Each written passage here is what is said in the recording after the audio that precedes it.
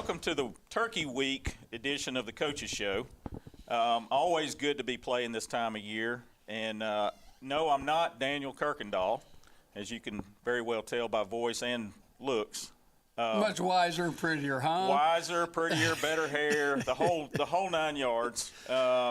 And don't expect a big, long edition of statistics because I got them to me at 10 o'clock last night and I was already in bed. So we're going to do the best we can, and we're going to find out the information that we need to know. So going forward, I want to thank McDonald's for their sponsorship of the Coaches Show. Well, Coach, last week, a good win. I believe the defense stepped up last week.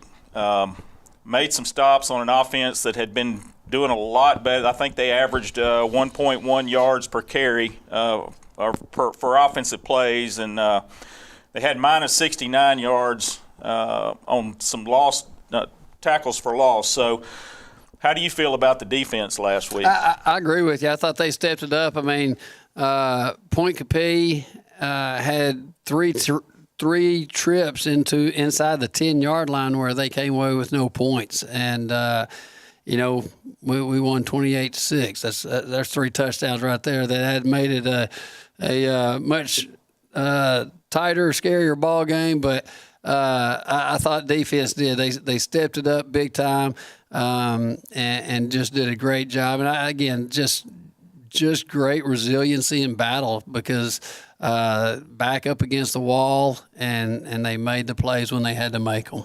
Yeah, I want to mention 2 players that I noticed stood out. Cooper Thomas, the freshman, led the team in tackles. I think he had a total of 15 tackles and 3 sacks. Breakout game for him. It was. I mean, he had a huge game. I mean, anybody has 15 tackles. That's big. Right. But especially for a freshman, and 3 quarterback sacks were timely and huge. Had a college fumble recovery on top of that. So that was a big breakout game for him. Well, and the other one I want to mention is Jackson Mann, the dream. A lineman, every defensive lineman's dream. I think a lot of kids play 4 years of high school football in a cornerback or safety position and never have a pick six. That's exactly right. So, there's a lot that don't. It is. I mean, but Jackson read the screen perfectly, and instead of pursuing the quarterback, he read that screen, backed up.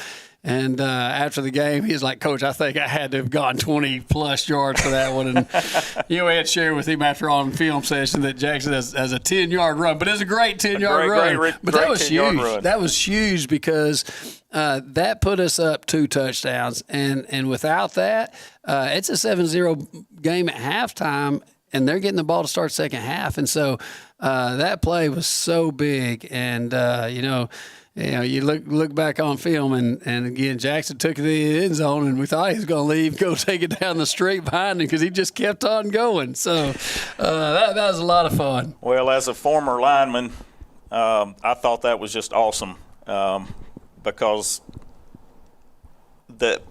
for it's a dream. I'm just going to tell you now, it's a dream. I had one opportunity in high school. I blew it. And I'll remember that the rest of my life, just like Jackson's going to remember this the rest of his life. It is a lineman's dream. They get excited if they get to, after practice, somebody throws them a football and they catch one. So for it happened in the game, that was great. But that was big time for our defense. That was. I want to speak about their defense a little bit. I noticed, they had 8 guys in the box, average most of the night. Trying to stop our run, and it was effective the first part of the game. They were closing in. They kind of knew some of our scheming.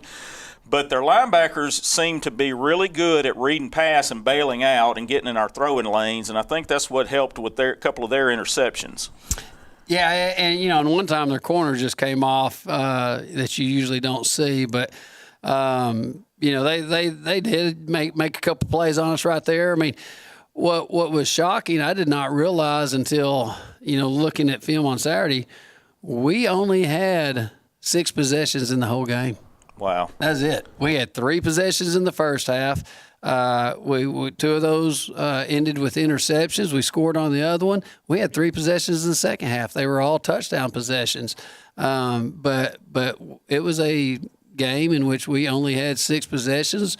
We scored on 4 of those, and so we never punted. And so again, that was something that I guess, like I say, just made the game go by faster, it seemed like. But we were able to get the running game going, and Jude and Macon both ended up having around 80 yards rushing, and the O-line, they just battled all 4 quarters, and I feel like we're able to wear those guys down there in the second half and capitalize on again just continuing to pound them.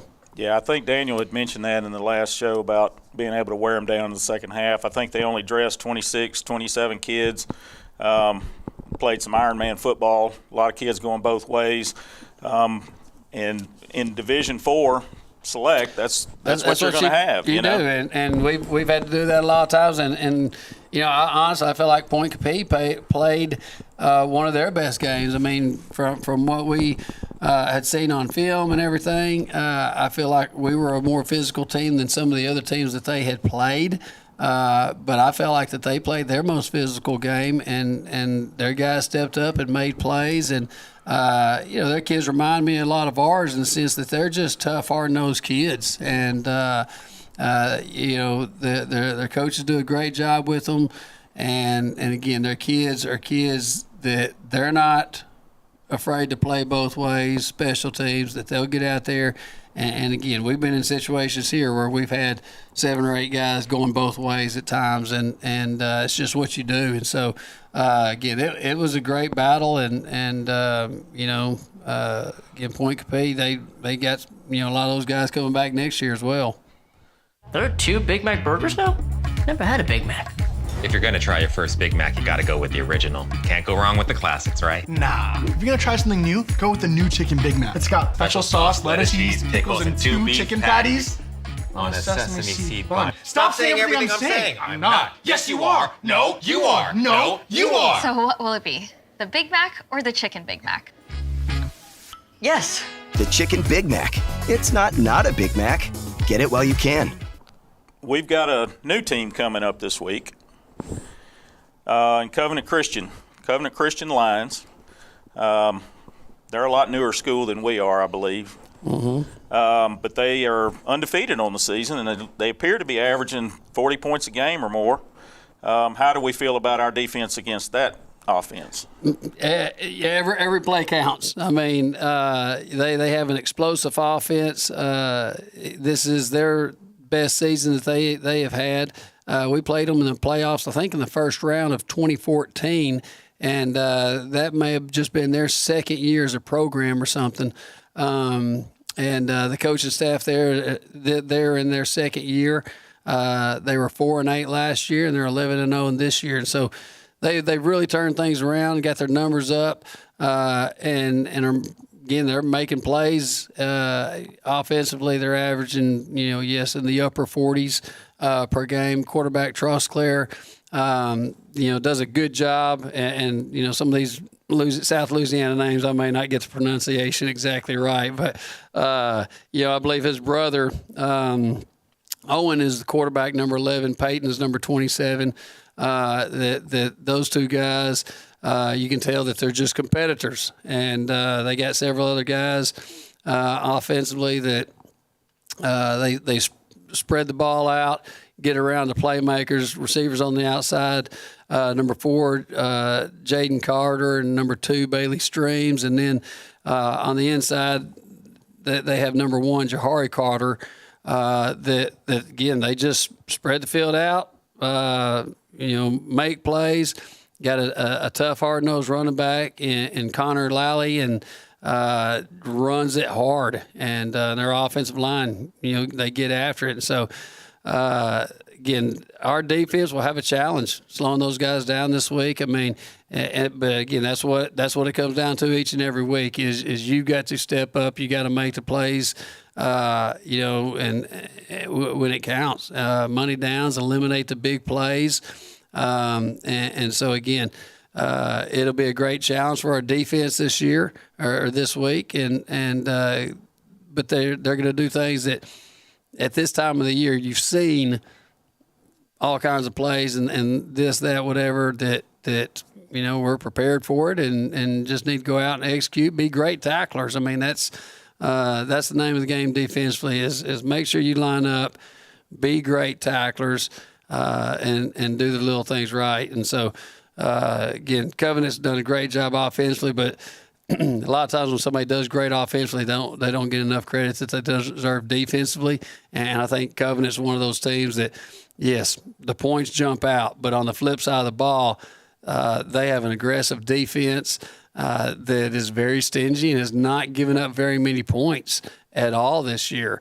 Like I say, they have played 11 games, and I don't think anybody has scored 20 points on them yet. And so, like I say, a very stingy defense that gets after it. So our offense is going to have the work cut out that we need to capitalize on our opportunities there, execute blocking assignments, and make the plays when we need to make them. Right. Are they usually when you score that many points a game, you're more of at least a balanced offense, if not a passing offense? What is their percentage? They're a good balanced offense. I mean, they're a spread team, but again, they are very balanced. I mean, the quarterback's thrown for almost 2,000 yards, but they're going to run it, every bit as much as they throw it, if not more. And so, again, the big thing is they're going to hammer you, try to spread you out, hit you hard on the runs, but they'll open things up and hit you on quick passes underneath and try to let their guys make plays, basically a long handoff. But at the same time, they'll take shots going deep, and they've made plays there. So, again, they've made plays all over the field offensively, this year in getting to their point production. I noticed that our defensive backfield linebackers have done a really good job of the short passing game this year, defending that. But we've given up some long passes. How are their receivers? Do they have They're good. A deep threat guy? Oh yeah, they got several of them. So okay. Yeah. And again, that's the thing that we preach. Don't get beat deep. Well, having been around you for a long time, I've heard it more than once. But I've also heard Bristow say, as long as we score one more point than they do at the end of the game, that's the goal. We keep playing. Yeah. And it's always a goal to be playing this time of year. I noticed that 7 teams north of Alexandria in Division IV Select made the playoffs, and we're the only ones left north of Alexandria. So we've got to represent North Louisiana this week and have a good showing. A lot of schools down there that play each other throughout the year in Division IV Select and beat up on each other. They're familiar with each other more so than we are. Is that an advantage or a disadvantage to go down there with them not knowing? I mean, it's football, and at this point in the season, again, they have played 11 games. We've played 12, and when you start off as a young team at the first of the year, as we did and as they did, they're grown up by now. They have a season of experience underneath their belt, and those guys, again, everybody's been in the fire. They've gone through both teams. We've gone through a full season. We've gained that experience, and so at this point, again, it's going out and it's executing, doing what you do better than your opponent does. I mean, it comes down to the fundamentals of the game of blocking, tackling, catching the football, just doing the little things right. And so that's what it comes down to each week is which team does the fundamentals better than the other team. Right. Well, I know that we've got a lot of seniors that are first-time starters this year, replacing 17 players from last year, but they have grown up quickly, in my opinion, and have done exceptionally well for their experience. And I think that has to do with age to a certain extent. but this could be their last game. And, I know they're going to go out and play with a lot of heart. Every game, they play hard. That's playoffs. They know they're going into the playoffs. That there's no guarantee. It doesn't matter in the first round if we're an 11 seed playing a 18, 20-something seed. Every game, that's what we talk about. When the playoffs hit, every day that you get is a gift, and there's a lot. Again, first round of the playoffs, there are teams and seniors that they have hung the gear up for good. And so our guys, they realize the value, the blessing of getting to play every single day. And so, again, we want to keep this thing going and be playing next week when we get back in school. But it's one day at a time. And again, we're not sitting here this week talking all about Friday. We're talking about let's get better today in practice. And so that's our goal. We talk about seize the day. Use every day that the Lord gives you to make the most of the opportunities that you have. Get better today. Make somebody else's day better today. And, again, make the most of it. Yeah, I don't think that us as an 11 seed is going to fool them any. With our history of going deep in the playoffs every year, I don't think they're going to go, well, we're a 3 seed, they're an 11 seed, we're going to be able to walk through it. I think their coaches will probably have them prepared as best they can. And I feel like we're going to have a hard-fought game this week. I don't think either one of us are going to walk over the other one. And I hope that it comes down to that senior experience. Yeah, it will. It'll be a great battle. Of course, we're playing at Nicholls State University, so that'll be a great situation to be able to play there. We played there against Central Catholic in 2018. But again, it'll be a great battle Friday night. Yeah, I think the last time we played there was miserably wet and cold. I think it's going to be cool this weekend. Yeah, but I don't think it's going to rain. Yeah. So I believe football weather will be good. I think being able to pass the ball, I don't think we're going to have to depend on the run as much just because of the wet conditions like you would expect in a wintry ball game. But I just hope that going down there, we've got a lot of fan base that travels well. I hope we've got a lot coming down this weekend. I know a lot of people are out with family and all, but I believe we'll travel well. We do. That's one thing. Everywhere we go, I feel like our fans are louder than the opponent's fans, and we'll have a great crowd down there. That again, everybody that's down there, they're gonna make some noise. We have an active fan base. That again, whoever's at the game, they're not just sitting there watching. They're cheering and cheering these guys on, and if the guys feed off of that, this past week at Point Capee, we could feel the energy of our crowd behind us. And so, that's huge. You mentioned that. I remember in the first half that our fans were loud, and it was causing them some problems because they jumped off sides a few times. And I think it contributed to – I think our crowd noise contributed to that because they were right in front of our stands at the time. I don't know how much crowd noise you're going to get in a college stadium this week, but I believe we're going to show up. I believe we're going to do what we need to do, and I hope that everybody's careful going down Friday. Black Friday, you can shop online now. You don't worry about getting the specials; they're going to be there. So make sure you plan on coming down this week to support the Eagles, and. Have a great Thanksgiving week. Have a great Thanksgiving week because I know I'm going to hit my sister's tomorrow and going to have plenty of food, and hope everybody has a good family get-together tomorrow and appreciates the things that we have. And the culture of OCS football is one of the things that I've been thankful for 43-plus years, 44 years.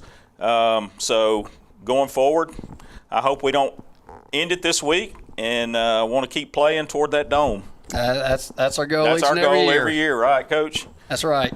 Well, we want to thank you for coming in to visiting us with the Coaches Show. And Daniel should be back next week. So if you like him better, tune in next week because I'm winging it. I'm going to be honest. You did great. You Well, did I great. appreciate It's it. great to have OCS football guys that played here. You know, you, Gordy, I mean, that y'all continue to Well, be I just want to say, a part Saul of and it. Gordy railroaded me into this. Let's get Mikey. He'll do it. You did great. But Like I don't say, mind it at all, and I always enjoy coming out and having the time and visiting with you guys. Y'all know that. And just look forward to this game. it's going to be good. Good deal. Well, thanks for joining us for the Coaches Show, and look forward to Friday night.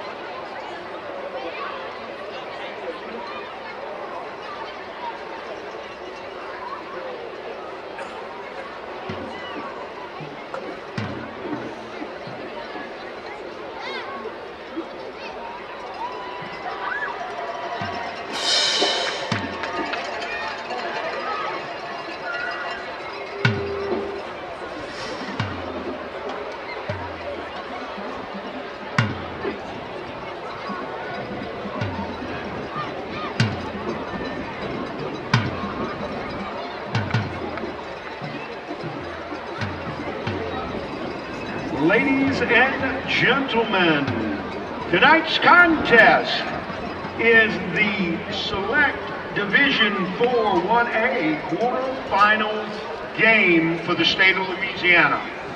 Tonight, the Covenant Christian Academy Lions play host to the Ouachita Christian Eagles out of Monroe, Louisiana. The Eagles are 10-0 and under the leadership of the head coach, Stephen Fitzhugh, and Principal Mary Skelton. Your Lions are under the leadership of head coach Jesse Turner, offensive coordinator Jamal Nixon, defensive coordinator Markel Daigle, special teams coach Brandon B. Cole, offensive line Austin Kesterson, defensive line Zarante Smith, wide receivers Malachi Ayo. Troy Jackson handles the cornerbacks, Travis Hebert linebackers, and Chucky Evans the safety. Our middle school coach is Murray Buquet.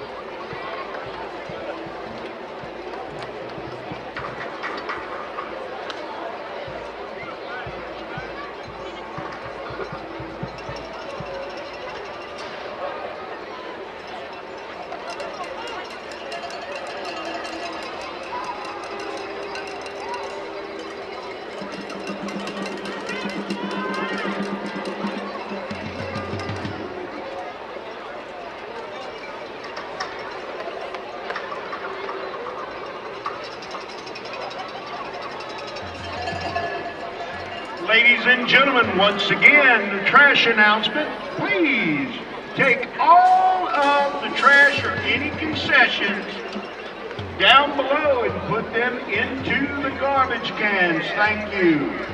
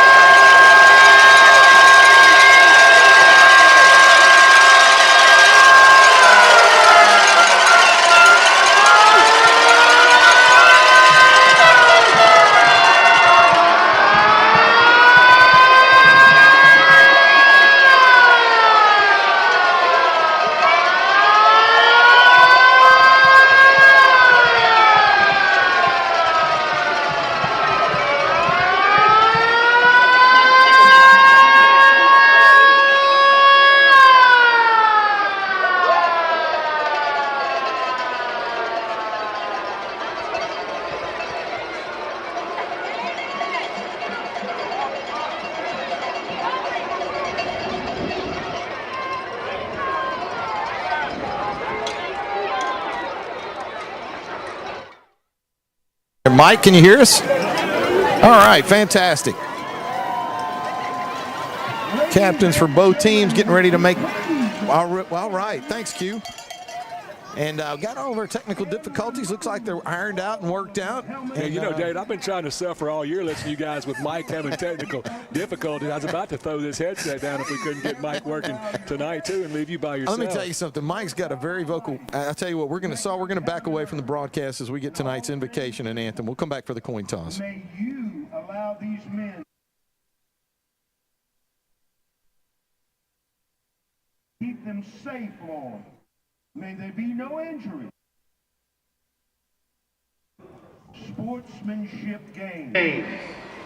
May everyone in the stands enjoy this excellent contest that we are about to witness. We thank you, Lord, before we start, for all the health and healing that you've done for all of us. In your name, we pray. Amen.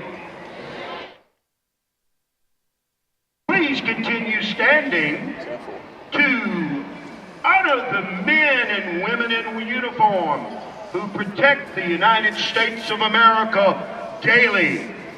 Up to sing our national anthem, Miss Addison Chicuzo. Oh, say, can you sing by the dawn's early light what so proudly we hailed at the twilight's last gleaming, whose broad stripes and bright stars through the perilous fight, all the ramparts we watched were so gallantly streaming, and the rocket's red glare, the bombs bursting in air, gave proof through the night that our flag was still there. Oh, say does that star-spangled banner yet wave o'er the land of the free and the home of the brave? All right, ladies and gentlemen, let's get ready for 48 minutes of football. Tonight, your captains of this game from across the field, number John L. Guidry Stadium here on the campus of Nichols State University in Thibodaux, Louisiana. As we are moments away from getting this contest underway. Captains for both teams making their way out to midfield, and we're going to go down to midfield for tonight's coin toss and check in with Mike Gray and a Marion State Bank sideline report. How you doing, Mike? number 54, Jackson Mann. Your captains for the Lions tonight are number 2, Bailey Stream. 3. Hey guys, I'm Mike Howman with the referee. We're going to ask y'all good sportsmanship, okay? That's what it's all about. Do it with your play, not anything else, okay guys? All right, remember this? Look at this. LHSA is heads, 100 is tails. What is your call, sir? Head? He said heads, okay? It is tail. You want the toss. You want the ball. Which way do you want to kick, sir? Okay, put your back to the scoreboard. If you can hear me, we lost the coin toss, but we are going to be on defense first, so we'll get the ball second half. So, Mike, can you hear us? Mike?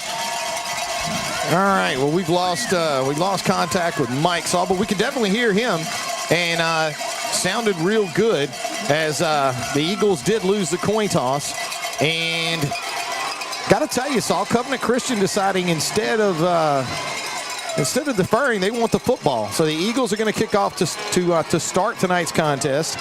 And we'll get the football in the second half. Yeah, got a lot of confidence in their offense, David, and it starts with their quarterback Owen Trosclair, who very, very accurate with the football, completing about 76% of his passes on the year, right at 2,000 yards for the year as well, and 26 touchdowns. So, and I've been very impressed with how he distributes the football. As I mentioned, he's very, very accurate and gets the ball out to his playmakers. In addition, also a very good runner as well. Handling the kicking chores for the Eagles. Number 18, Gavin Polk. Drifting deep for the Lions is going to be number 4, Jaden Carter. Carter will stand at around his 5-yard line as Gavin gets ready to get this game underway. Gavin Polk can flat out kick the football. Tees it up at the 40-yard line as we get ready to get this game underway, and we do. Gavin with a nice high kick. This one's going to be returnable. Going to be fielded around the 3-yard line by Carter. Carter is going to cross. Oh, my goodness. Unbelievable open field tackle that time by the Eagles, as it looked like number 8 Saul with a huge job there. Gain of 15 yards on the return, but it's going to bring up first down and 10 for the Lions. Yeah, that was Wyatt Wilson on that tackle, and Jaden Carter's a dangerous guy. He's got 4 kickoff returns on the year, so the Eagles hem him in inside the 20. Really, really good open field tackle by Wyatt Wilson. Saul, as you mentioned, number 11, junior quarterback Owen Trosclair will bring the Lions out. Going to have 3 running backs with him in the backfield. 1 receiver wide to his right. Interesting to see what the Lions do here. Opening possession of the night for Covenant Christian. Opening series of the game. 2 running backs with him, beside him. Now they flex out and go to receiver. So you have 2 receivers wide to his right, 1 to his left, and 1 running back. Trosclair calls for the ball, turns, hands this one inside. An arm tackle missed by the Eagles, but man, oh man, is there a wall of white jerseys there. No gain on the play as the Eagles come up with a big stop on first down. It's going to bring up second down and 10. Good to see to start the ball game with the Eagles. Again, one thing I love to look at the beginning of the game is what kind of push either team's offensive line gets. And on that one, it was a push by the defensive line of the Eagles and able to stop him in the backfield. Second down and 10 for Covenant Christian. Trosclair in the shotgun. 3 receivers to his left, 2 to his right, an empty backfield. Pulls this one down, throws it out in the flat, and the Eagles are going to defend it really well, and they do. Great job on the outside, Saul. You and I saw them in a lot of the film we saw. That was a big-time play for them, throwing it out to the flats and making people miss. The Eagles defend that one really well. A gain of 2 yards, going to bring up a big third down and 8 here. Yeah, a dangerous throw right there. It looked like, I think it was number 2, Hunter Traxler, that almost had a chance to pick that ball off on the outside, but a great job by the Eagles of stopping the pass to the outside. Big third down play. First series of the game for Covenant Christian. Trosclair in the shotgun. Calls for the ball, gets the Eagles to jump, but not into the neutral zone. Backs out, calls for the football, looks to throw, puts a ton of air into this one. It's going to be incomplete. It's going to bring up fourth down, and now we got a penalty marker. Didn't see that. But I'm not seeing the penalty, but it is over on the far side of the field. It's going to be, it won't be a first down in either case if this is against the Eagles. So it's an illegal shift against Covenant Christian, which is going to bring up fourth down. Coach Fitzhugh decided to decline that one, and the Eagles are going to get their hands on the football. One thing we didn't talk a lot about, Dave, is putting pressure on their quarterback, and if you get him in long yardage situations, that's the chance to do it, and the Eagles got him in one. Great pressure, forced the bad throw. Hebert is going to be the punter, and the Eagles are going to come through with a play. Great job that time, Saul, as the Eagles get back on special teams. A bad snap is going to result in a golden opportunity for Ouachita Christian to put points on the board. Yeah, what a great special teams play for the Eagles there. As you mentioned, a bad snap, and I think the punter panicked a little bit, might have had a chance to get the punt off, but the 3 or 4 Eagles back there in the backfield, and that's not a turnover, but essentially a turnover. It's not going to go on the stat sheet as one, but great job by the Eagles getting the ball inside the 15-yard line to start their first offensive drive. First down and 10 for the Eagles at the 14-yard line of Covenant Christian. Luke Vadrine in the shotgun. Going to be joined by Macon Leonard. 3 receivers left, 1 right. Luke calls for the ball, goes with Macon. Macon's going to bounce this one immediately. He's inside the 10-yard line, going to be pushed out of bounds. We're going to have a second penalty marker of the night. Yeah, I couldn't see it, David, but usually when you run a sweep like that and you bounce it outside, a lot of times they get you for holding on the outside. So not sure if that's going to be the call or not, but worried about it. They are looking inside, and it is going to be a hold against the Eagles. Huge penalty, sometimes a drive killer, depending on where the penalty takes place. It looks like they're going to mark it around the line of scrimmage, which is going to bring up now first down and 20 for the Eagles. They'll back this one up and put it at, well, it was right at the line of scrimmage, so it'll be, let's call it the 24-yard line. Yeah, I think they're going to get that on offensive tackle, right tackle Bo Gregory, and I think that play was probably designed to go inside, but Macon bounced it outside as he should have on that play. And a lot of times when you bounce a play outside and you're blocking, that defensive guy starts to go outside, your tendency is to grab him and hold on. Vadrine in the shotgun, 2 receivers left, 1 right. Jude Turner in the backfield. Luke's going to keep this one himself, and he'll get 4 yards. Second down and 16.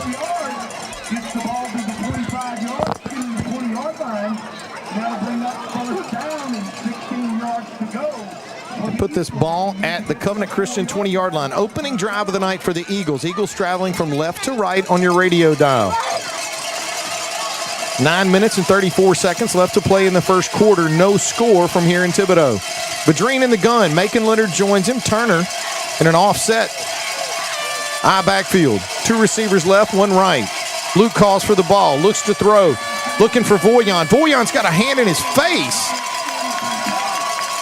Actually, yeah, that's going to be incomplete. And you can see Voyon kind of pleading with the official, as not only was there a hand in his face, it looked like the hand grabbed his face mask as the ball was thrown, and when it did, kind of stopped Voyon in his tracks, and but didn't get the call. It looked like it should have been, but no call. So it's going to bring up a huge third down. Eagles given great field position at the 14. A holding penalty backs them up. Big third down play here. At least want to try to keep themselves in field goal range. Third down, 16. Vadrine with some time, sets up a screen. Got this one to Leonard. Leonard's going to be no call. So he's going to be run out of bounds on the near sideline to us on it. It is going to bring up a big play here, and it looks like the Eagles are going to trot out Gavin Polk. Yeah, it looked like the Eagles had something on the screen pass that time. There was one defender on the outside who somehow was able to get through 3 or 4 Eagle blockers and make a good play to stop the screen. Gavin on Saul for a 35-yard attempt. Anybody knows this definitely well within his range. Probably a comfortable kick for him. Good snap, good hold. Gavin's kick looks, I kind of can't tell. No good, missed it. Wide right. Yeah, definitely had the distance on that one, David. Just didn't quite get it. As you mentioned, it was wide to the right. Didn't get that little hook to the left that he needed. Just pushed it. 8 minutes and 50 seconds left to play here in the first quarter. No score. Eagles opening drive results in a Gavin Polk field goal attempt. No good. Eagle defense doing a great job, Saul, on the opening drive, keeping Covenant Christian at bay. Get a great special teams play, and unfortunately unable to capitalize with any points. Yeah, so the holding penalty just killed us right there, David. First down and 10 for Covenant Christian at their own 20-yard line. Lions keep this one on the ground, and the Eagle defense is there. The ball carrier for Covenant Christian that time, number 5, Connor Lolly. Gain of 3 on the play, and it's going to bring up 2nd down and 7. The Lions with the ball now at their own 23-yard line. And Lolly's been their workhorse on the year in terms of running the football, averaging about 7.5 yards, just under 8 yards carry. 2nd down and 7 for the Lions. Ball at their own 24-yard line. Clock running with 8 minutes and 12 seconds left to play in the first quarter. Trosclair calls for the ball. An empty backfield, throws this one out in the flat. Boy, the Eagles have done a great job in those flat routes. A great job that time. Going to be a loss of 2 yards on the play. And that's going to bring up 3rd down and 9 again. Yeah, you can tell our defensive backs are prepared for that play. You know, they like to throw that tunnel screen, that quick play out to the sidelines, either side, and oftentimes the short side of the field. And really both of those times they've run it, there's been a defender that's had a chance in both situations to maybe bat that thing down or pick it off. Big 3rd down play for Covenant Christian. 2nd possession of the night. First one ended in a punt. Trosclair calls for the ball, throws this one. He's got a receiver, and it looks like he's going to have more than enough for a 1st down, as the Lions will keep this drive alive. Yeah, great pressure that time from the inside. That was Stacey Shaw. And one thing we didn't talk about a lot, but Trosclair, in addition to being accurate, is he gets rid of the ball quick and throws it on time. And right at that time, it was a perfectly thrown pass. Even before the receiver made his break, it was there when he came out of his break for the 1st down. A gain of 10 on the play, needed 9. 1st down and 10 for Covenant Christian now at their own 31-yard line. Trosclair in the shotgun. 3 receivers to his right, 1 to his left. Throws this one to his left. That time, the receivers all able to slip that initial tackle and pick up good yardage after the catch. Yeah, once again, Jaden Carter there on that, and again, that was just an out route on the outside and perfectly thrown. Very difficult to defend that play when you throw it on time and in the right spot, and that's exactly what Trosclair did right there. Gain of 8, 2nd down and 2. Ball at the Lion 39-yard line. Trosclair. Well, I'll tell you what, man, that's an aggressive aggressive call. He actually called for the snap and then fell backwards. I mean, usually that's an illegal procedure, but they didn't call it. 2nd down and 2. Their own 38. Trosclair's going to hand this one inside, and they got some running room. It's going to be enough for a 1st down. Go across the 45-yard line before the Eagle defense responds. Gain of 7 yards on the play, and it's going to be another Covenant Christian Lion 1st down. So they have decided to really go with the tempo here. An empty backfield for Trosclair, 5 wide. 1st down and 10 at their own 44-yard line, and I'm not really sure how you could get away with. Yeah, he's calling for the snap, and then he's falling backwards like he's waiting on the ball. And that, to me, that's an illegal procedure. Trosclair is going to feel some pressure immediately. Now he's going to make a couple Eagle defenders miss. A lot of arm tackles that time saw as Trosclair weaves his way through traffic. Gain of 12 yards on the play, and that's going to be another Lion 1st down as they'll put this now in Eagle territory at the Ouachita Christian 43-yard line. 5 minutes and 40 seconds left to play here in the first quarter. No score from Thibodaux. 2nd drive of the evening for Covenant Christian. First one ended up in a punt, a muffed punt. The Eagles able to recover. 1st down and 10. Owen Trosclair gets a high snap from center, handles it. Puts some air under this one, and that's going to be incomplete. I'll tell you what, Saul, though, that was Jahari Carter. He had a step on an Eagle defender that time and just a little too much on it.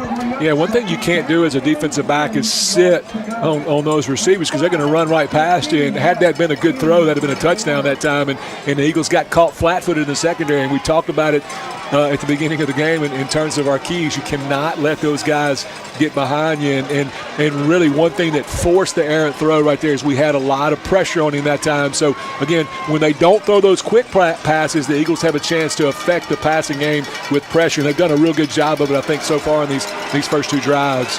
Covenant Christian living out of empty. 2 receivers right, 3 left. Trosclair is going to make about 3 or 4 Eagle defenders miss, but he won't escape them all.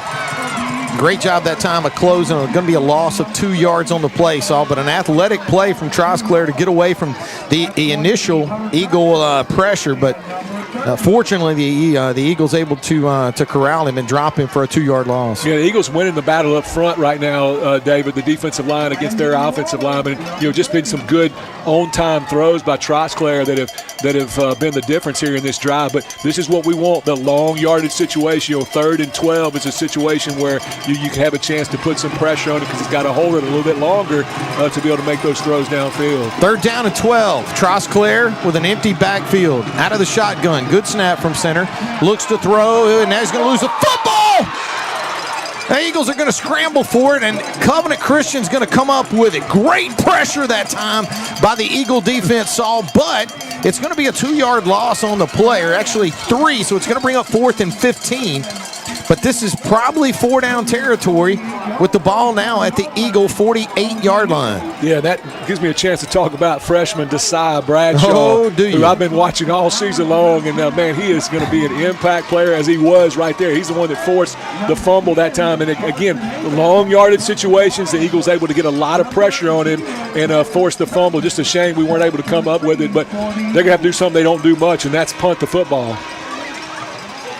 They're going to get rid of this one quick, and that is not going to work out real well for the Lions, as it's going to check up around the Eagle 25-yard line and come to rest at the Eagle 20. Well, they'll put it to 23. So it's going to be 1st down and 10 for the Eagles.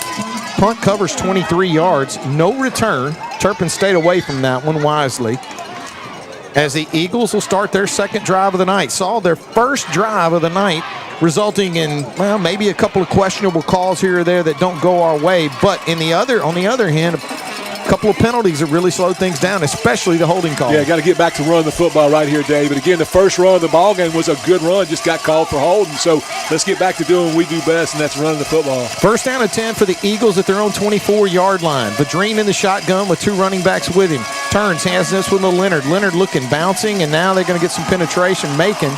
And maybe Donnie's going to say a loss of a yard on the play. Or no, actually a gain. He did get back to the line and picked up 1 with forward progress.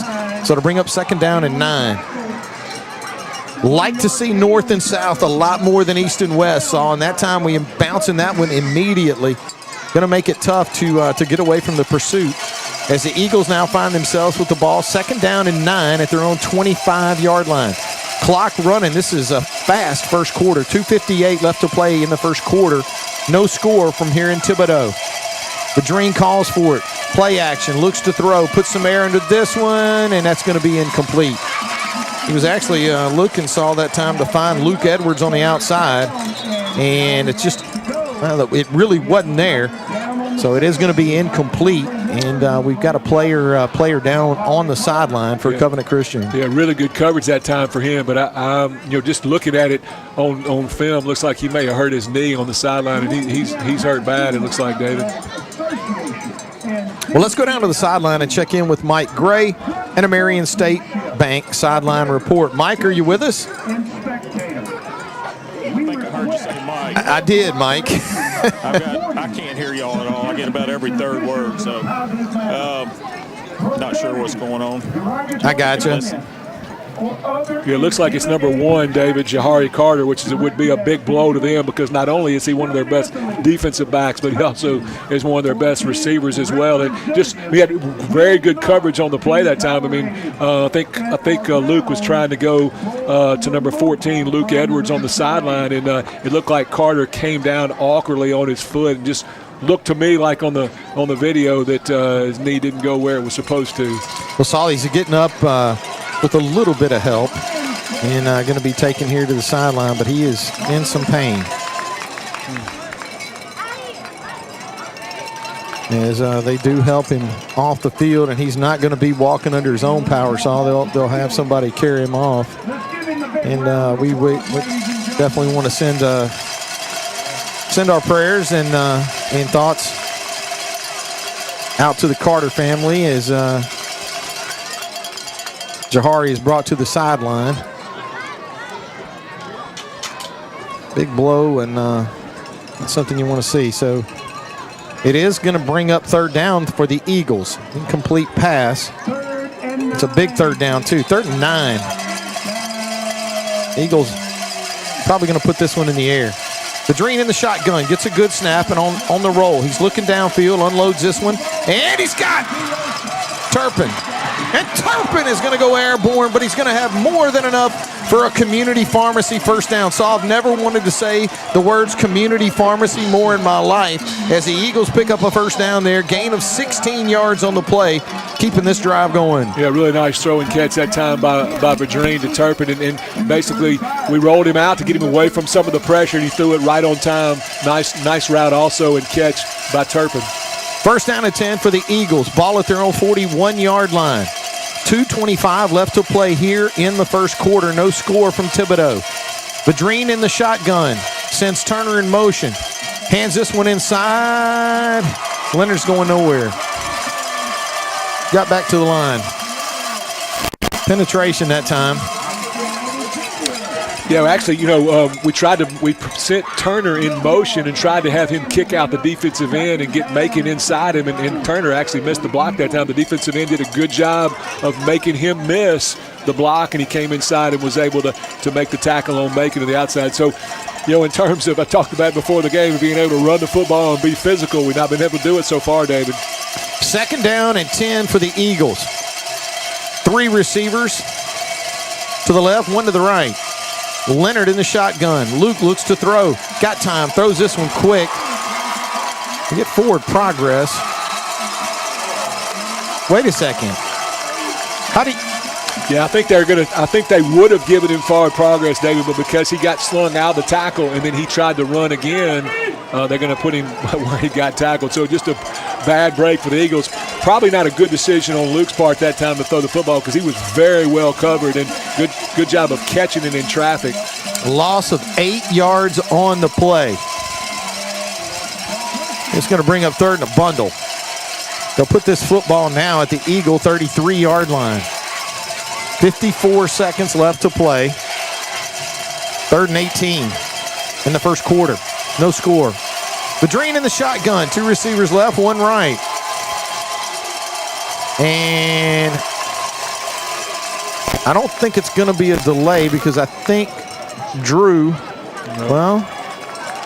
may have burned a timeout. Yeah, probably not a good time to burn a timeout anyway at 3rd and 18. I think I'd probably take the penalty as well. And that's what they'll do. Back the Eagles up. So you're going to be looking at 3rd now. 3rd and 23. Saul, you played quarterback. You know a little bit about offense. What do you got for 3rd and 23? I know there's not many plays for 3rd and 23, especially because you got to hold up in protection for so long. I think I might run this football and punt and play field position. Vadrine in the shotgun. 2 receivers left, 1 right. Sends Voyon in motion. Looks to throw, and he does. And this one's going to be incomplete. Tried to throw that one to Ridge Coates. Eagles are really struggling to find that next gear on offense right now. Saul really unable to get it done through the air and unable to really establish that good, solid ground game we had talked about on the way down. Yeah, it's so important to for our team anyway to be able to run the football. I think our running game sets up everything, and so far, the Covenant Christian defensive front has really impressed me. I kind of thought we would have an advantage there, but so far they've been just as physical as we have, probably more so in terms of their defensive front against our offensive line. Good snap to Gavin. Gavin gets a beauty off. They're going to let this one go, and that's a big mistake for them. Wow. Oh, you want to flip the field? Whoa. This one is going to come to rest at the Covenant Christian 13-yard line. Heck of a punt, Saul. Yeah, really. I mean, and really not that far in terms of distance, but it had a roll on it where, if he'd have come over and fair caught it, he'd have had his team in good field position, but he chose to let it go, and we got a great roll, and as a result, what was a bad situation turns into a really good one for us because we can play defense with them backed up inside their 15-yard line. The punt covers 59 yards, no return. Covenant Christian now starts off with it 1st and 10 at their own 13-yard line. 22 seconds left to play in the first quarter. No score from here in Thibodaux. Each team's had it twice. Nobody's been able to put points on the board. Trosclair calls for the ball, looks underneath. He's got a screen, and this one's set up. The Eagles are going to have to come up to defend it and do. A nice gain on the play. Well, actually, Donnie's going to say he really only picked up 3. That was actually number 5, Lolly, on the reception. Yeah, real good job by Stacy Shaw, too, of hustling out there from nose guard position, recognizing the screen and getting out there. And, they held him to, I think, just a 3-yard gain. So I'd call that a win for the Eagles on defense. It is, Saul. Very rarely you're going to see your nose guard get out in the flat that time and make a play on the running back. But Shaw doing a great job to get out there. 2nd down and 7. They put the ball at the Lion 16-yard line. To keep this one on the ground, boy, that Eagle defense has been tough inside. Gain of 2 yards on the play. Lolly again on the carry. So as you mentioned, been the workhorse all season and been the workhorse so far here tonight. Gain of 3 on that play. A real good play by Jackson Mann that time. Looked like he was blocked, but as the runner came past him, he shed the blocker and was able to make a tackle, as you mentioned, for a short gain. It's going to bring an end to the first quarter of play. We want to thank our first quarter sponsor, the Darren Dugan Agency. For all your home, auto, life, and business insurance needs, reach out to Darren Dugan. 318-807-2100. That's 318-807-2100. First quarter sponsor, the Darren Dugan Agency. And the Darren Dugan Agency has been a long-time supporter and a long-time sponsor of Ouachita Christian Eagle football and Ouachita Christian Eagle athletics. Thibodaux, Louisiana. Quarterfinals. Select Division 4, the Ouachita Christian Eagles making the road trip to Thibodaux to take on the Covenant Christian Lions. As we get ready to get the second quarter of play started. No score here in Thibodaux. Big 3rd down play here, saw an opportunity for the Eagles to get the ball back. As Covenant Christian's going to be looking at 3rd and 5.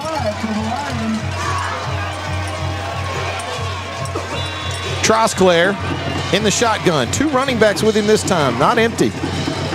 2 left, 1 right. Trosclair gets a high snap from center, throws it. He's got a receiver, and it's going to be complete for the first down. Nice throw and a nice catch. As you can see, Jaden Carter is kind of his go-to guy, and again, a great timing throw. Again, Carter just goes past the first down, just sits down right there on the sideline. The Eagles playing soft on the outside, allowing him to make the catch, and then he gets the first down easily. Although I will say this, David, I think that I would take that all day over giving up the big play deep. I think if we can just be sure tacklers, make them earn it down the field, I think we'll be a lot more successful than we would the other way around. First down and 10. For Covenant Christian. Ball now at their own 27-yard line. Trosclair going to feel a little bit of pressure. He's going to have to roll. He unloads this one. It's going to be incomplete. And now we got a penalty marker after the play. David, I didn't see it, but I'd have to assume that they're going to call a roughing the passer on the Eagles behind the play after the quarterback threw the football.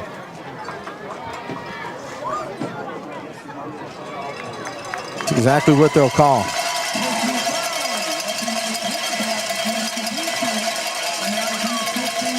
Yeah, I quit watching it after he threw it down the field, so I wasn't able to see what happened. But he did look like he caught it on Hunter Traxler. He had really good pressure on him, but as a defensive player, you just got to be disciplined enough that once he releases that football, you just can't hit him.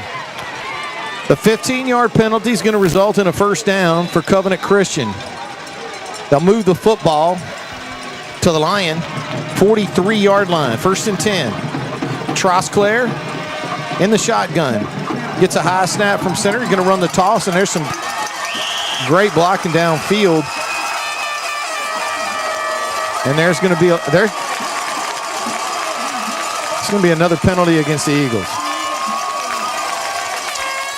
Yeah, David, that was number 10, Carson Hebert. We hadn't talked about him a lot, but he is a very good player for for Covenant Christian. They put him in a lot of times in the wildcat where he runs from the quarterback position, but also has a lot of speed there, and that time he gets outside. Good blocking on the outside. Maybe a questionable hold by Covenant Christian on the Eagles on the outside, but didn't call it, but then looks like they're going to get us for a late hit out of bounds down the field.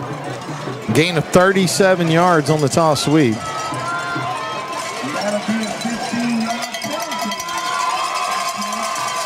I'll tell you what, saw the Eagles fallen victim to some heavy penalty calls. That's probably 30 yards worth of penalties just on this drive. Yeah, definitely. It looked like the Eagles had everything going for them. They had them in a third and long situation just earlier. They pick up the first down, and then they get 2 big penalties. First down and 10 for Covenant Christian at the Eagle 15-yard line. Owen Trosclair is going to lose the handle. Oh, now the Eagles have it! The Eagles have it! No penalty markers on the play. It's going to be first down and 10, Washita Christian.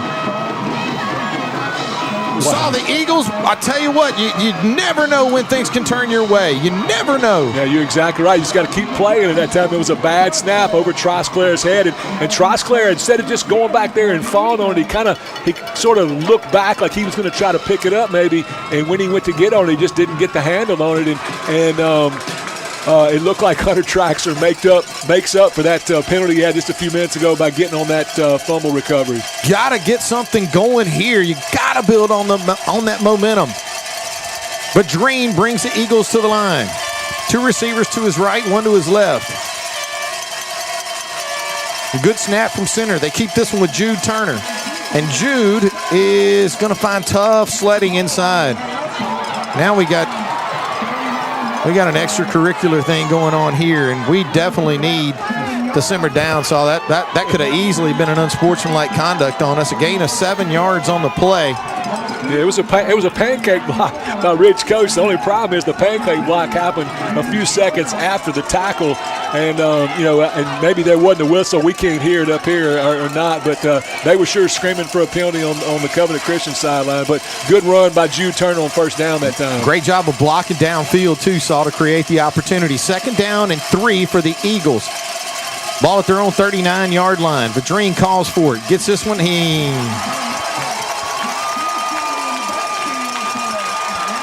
Loss. 1 yard on the play. Yeah, real good play that time by number 10, Carson Hebert. We talked about him on the run a while ago, and he did a great job that time of forcing Vadreen.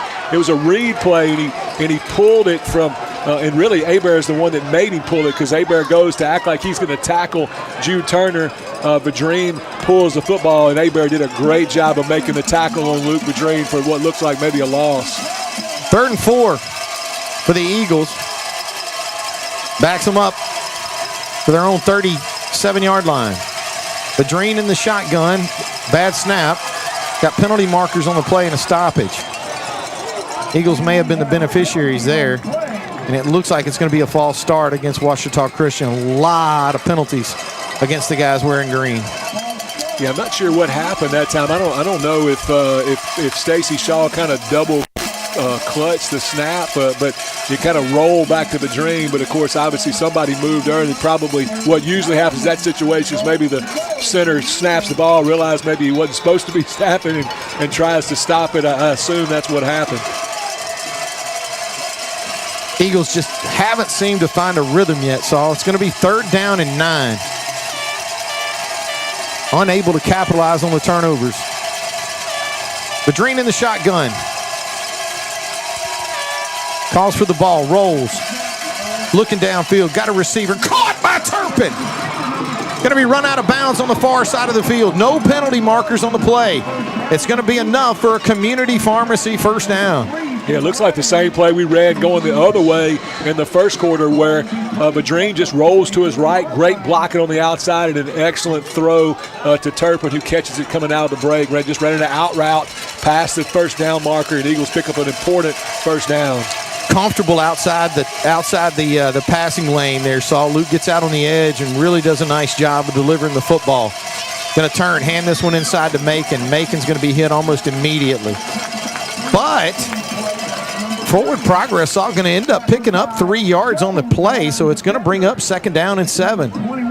This Eagle, I got a feeling this Eagle offensive line and these running backs, maybe 3 now, maybe 7 or 8 later, right? Just got to keep pounding on them. Yeah, it's a good play by number 21 there. He's made a couple of really nice plays, but that time he's small, so he's harder to block, and he does a good job of just kind of knifing inside the block and making a nice tackle for 3 yards. 2nd down and 7. Ball at the Eagle 47. Again, they go inside with Leonard. This time there's a big pile inside. I don't know if it looks like they may give him a yard, and that's what they'll do, but it's going to bring up a big 3rd down play here for Ouachita Christian, trying to get into Lion territory. They'll spot it at the Eagle 48. Yeah, got to give them credit. They're doing a good job of shutting our running game down so far and forcing us into what we may have to do to move the football, and that's throw the football. Not a lot of space inside. 8 minutes and 56 seconds left to play here in the 2nd quarter. No score from Thibodeau. Vadrine in the gun, empty backfield, 5 wide. Good snap from center. Luke looks to throw and does. He got a man. That's Turpin again. Tell you what, Turpin is doing a great job, Saul, of finding the 1st down markers. These throws are being completed, but he's past the sticks, which is exactly where he needed to be. A gain of 6 yards on the play and enough for a 1st down. Yeah, and that time he did it from the pocket, David, and great protection up front by the offensive line, and another perfect throw by Luke. And looks like another one of the key members of that defensive backfield and wide receiver core for Covenant Christian. Number 4, Jaden Carter just came out of the game with it looks like maybe an injured knee. 1st down and 10 for the Eagles. Vadrine in the shotgun. Play action. Fires this one. There's Turpin. He's going to have more than enough for a 1st down. Stays on his feet, fighting for yardage. Great effort that time. And yards after the catch as Turpin picks up 18 yards, solid, more than enough for another Community Pharmacy 1st down. And how do you combat, the team, putting all those people inside to stop the run? Well, you run an RPO and throw it in behind them, and it was a great play again by Vadrine. Another good throw to Turpin. Vadrine in the shotgun. Good snap. Gives this one inside to Leonard. Leonard, patient running. Breaks 1 tackle. Stays on his feet. He's going to be brought down, but not before he picks up a nice chunk of yardage. Looks like maybe 8. It's going to bring up 2nd down and 2. The Eagles inching their way. Now we're going to have to give it to them. We're going to say it's 2nd down and 2. Inside or right at the Washam Agency red zone. 2nd and 2 at the 20 of Covenant Christian. Vadrine in the shotgun, an offset eye beside him. 2 receivers left, 1 right. Good snap from center. Luke's running this one all the way. He's got great blocking out front, and he's going to be dropped. But a nice job of picking up the 1st down. He needed 2, and he is going to have more than enough. A gain of 7 on the play is going to be enough for a Community Pharmacy 1st down. We came up wobbly too, David, and that's why I do not like that right there. What I don't like is Vadrine taking the hit right there. They're going to make him go out of the ball game, David. You got to slide if you're Vadrine when you're about to take on a runner, and he came up not quite knowing where he was when he stood up. I'm not sure what our plan is right now. We're going to have to bring in a quarterback.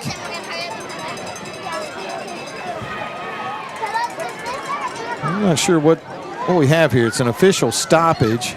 Our timeout's being taken by the Eagles. Wish we could. Let's try to go down to the sideline and check in with Mike Gray. Mike, can you hear us?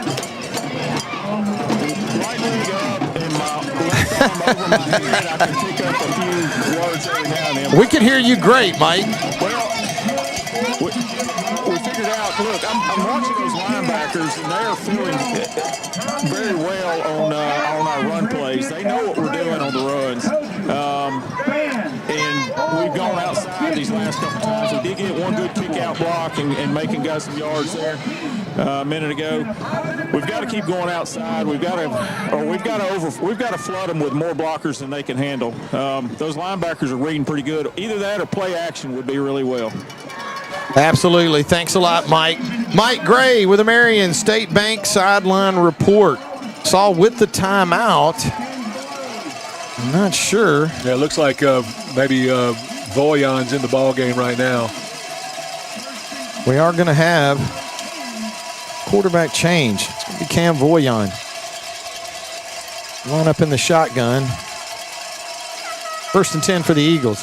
Hands this one inside to Leonard. Leonard with a nice patient run that time. Saw a good tough run as Luke Vadrine comes trotting in from the sideline. Gain of 5 yards on the play. Saul, if he doesn't run the football the rest of the night, that will never be enough. I mean, we have got to keep this young man upright and healthy. Yeah, I mean, Second I agree. down and and again, 5. it was a good call, but you just got to go down as a quarterback. You know, that's when there's not maybe, and I'm no offense to Cam Voyon, he just hadn't played a lot of football, and when you're the starting quarterback, you just got to make sure you stay in the ball game. So he doesn't need to take any more hits like Vadrine that. in the shotgun, going to send a man in motion. That's Turpin. Turns, hands this one inside to Leonard. He's hitting the backfield. Had no chance. Great penetration that time by the Lions. He got back to the line of scrimmage and no more. So it is going to remain 3rd down and 5. Eagles with the ball 3rd and 5 at the Lion 14-yard line inside the Washam Agency red zone. And number 21, Lucas Lally, has become a problem for us, David. He is just he's hard to block, and he's not that big. And unfortunately, we don't have any roster sizes, I don't believe, actually 5'5", 145 pounds, so he's not very big, but he has been unblockable so far in this ball game. Leonard, the only back in the backfield. Luke calls for the ball. 4 receivers. Luke looks to throw. Puts some air into this one. He's got a man in the corner of the end zone. Going to be knocked away. Trying to find Turpin. Turpin just covered well. Yeah, really good play by Bailey Streams that time as he had the underneath coverage. He comes off his receiver and just makes a play on that corner around the end zone. Was a pretty good throw, just a even better play by the defender. Saul, we're keeping the kicker on the sideline. 4th and 5. Inside the Washam Agency red zone at the Lion 7-yard line. Well, call it 8. Eagles are going to go here. 4th and 5. 2 receivers left, 1 right. Running back is Turner. And Coach Fitzhughes decided he wants to think about this one. As we've got 6 minutes and 9 seconds left to play here in the second quarter, we want to thank our second quarter sponsor, D&H Sporting Goods. D&H Sporting Goods has 2 locations in Bastrop and Sterlington to serve you. Stop by D&H Sporting Goods for all your Ouachita Christian Eagle gear. And Coach Fitzhugh electing to take a timeout. All our timeouts are brought to you by the folks at Campbell & House Attorneys at Law. All of them are sponsored by that. And when you think about the timeouts, think about the folks at Campbell & House Attorneys at Law. Saul, don't get played. Call Wade. That's what you do. Don't get played. Call Wade. 318-855-0285. All the timeouts brought to you by the fine folks at Campbell & House Attorneys at Law. 4th down and 5. What you got in the playbook? Well, I still think you could run the football here if you wanted to, but I'm probably going to throw it. I might roll Vadrine out again like we've done already. Get some protection on the outside. Let him throw that out route. Or again. hey, how about a field goal? Well, we can kick a field goal. Coach Fitzhugh is elected to send Gavin Polk on. The field goal is going to be from 25 yards out. Second attempt of the night. His first one was from a little further. Good snap, good hold. And that one looks good from here because it is. And Gavin Polk is going to put points on the board. Saul, I got to tell you, it's been a while since I have seen us kick a field goal in the postseason. Yeah, well, you and I had a conversation earlier today that when was the last time we've kicked a consequential field goal, not one at the end of a blowout, and there it is right there. There's a consequential field goal, a nothing game, quarterfinals, and he drills it right through the middle of the uprights. And, I look down on the sideline of Covenant Christian, and their 2-star receivers, number 1, Jahari Carter, and number 4, Jaden Carter, both of them limping. Both of them don't look like they're anywhere close to coming back in the football game. So, if you're an Eagle defense, that is a big blow. Both of those guys combined have 14 TDs receiving on the year.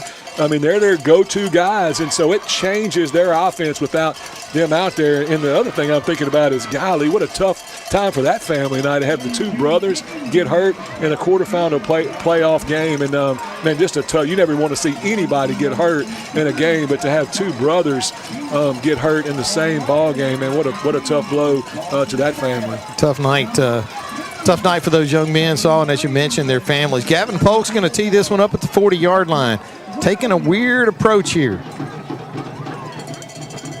Going to be typically something he does when he kind of point kicks this. I hate to use the term pooch kick, but that's kind of what it is. Short run up, and that's what it's going to be. It's going to travel real high, but this football is going to hit on the ground. The Eagles have a chance at it. They lose the handle on it. They had a great opportunity that time, and unfortunately, the Eagles unable to come up with it. Saul, I don't think Gavin could kicked it any better. We had a chance for it, just unable to come up with the football. Yeah, the short guy for them who had the best shot at it, he just let it go over his head. And I was a little bit miffed at why we were doing it because their best return man, number 4, is out of the ball game, and we did a great job on the opening kickoff of getting them inside the 20. But as you mentioned, we had an excellent opportunity to recover that kick that time and just weren't able to come up with it. But again, good field position for our defense, getting them pinned on about the 26-yard line. It is great opportunity that time for the Eagles, but the Lions are going to come up with the football. First down and 10 at their own 26-yard line. Eagles lead this contest 3-0 with 6 minutes left to play in the second quarter. Owen Trosclair brings the Lions to the line. Going to keep this one on the ground with number 5. That's Connor Lally, and Lally is going to find a soft spot in that Eagle defense this time. Forward progress will get him a gain of about, Donnie's going to say 6 yards, 7. So it's going to bring up second down and 3. Looks like they'll put this at the Lion 33-yard line. And that's been their best play, Dave. They're sealing the outside to the Eagles' left side of the defense. The offense is right. It kind of bounces that play outside. He's done it twice now and picked up a big gain on both of them. But again, their offense, I'm telling you, David, is totally different now without number 4 and number 1 in the football game. Second down and 3. Ball at their own 33-yard line of the Lions. Trosclair goes to the sideline. The play clock didn't start for a long time. 3 seconds, and he gets the ball. There's a little bit of a mix-up, and that's going to be a problem. Eagles all over that one. Stacy Shaw, the leader of that group, saw, but just a little bit of confusion that time for Trosclair and the Lions, and they're going to pay a price. A loss of 4 yards on the play, and that's going to bring up, it looks like about 3rd down and 7 now.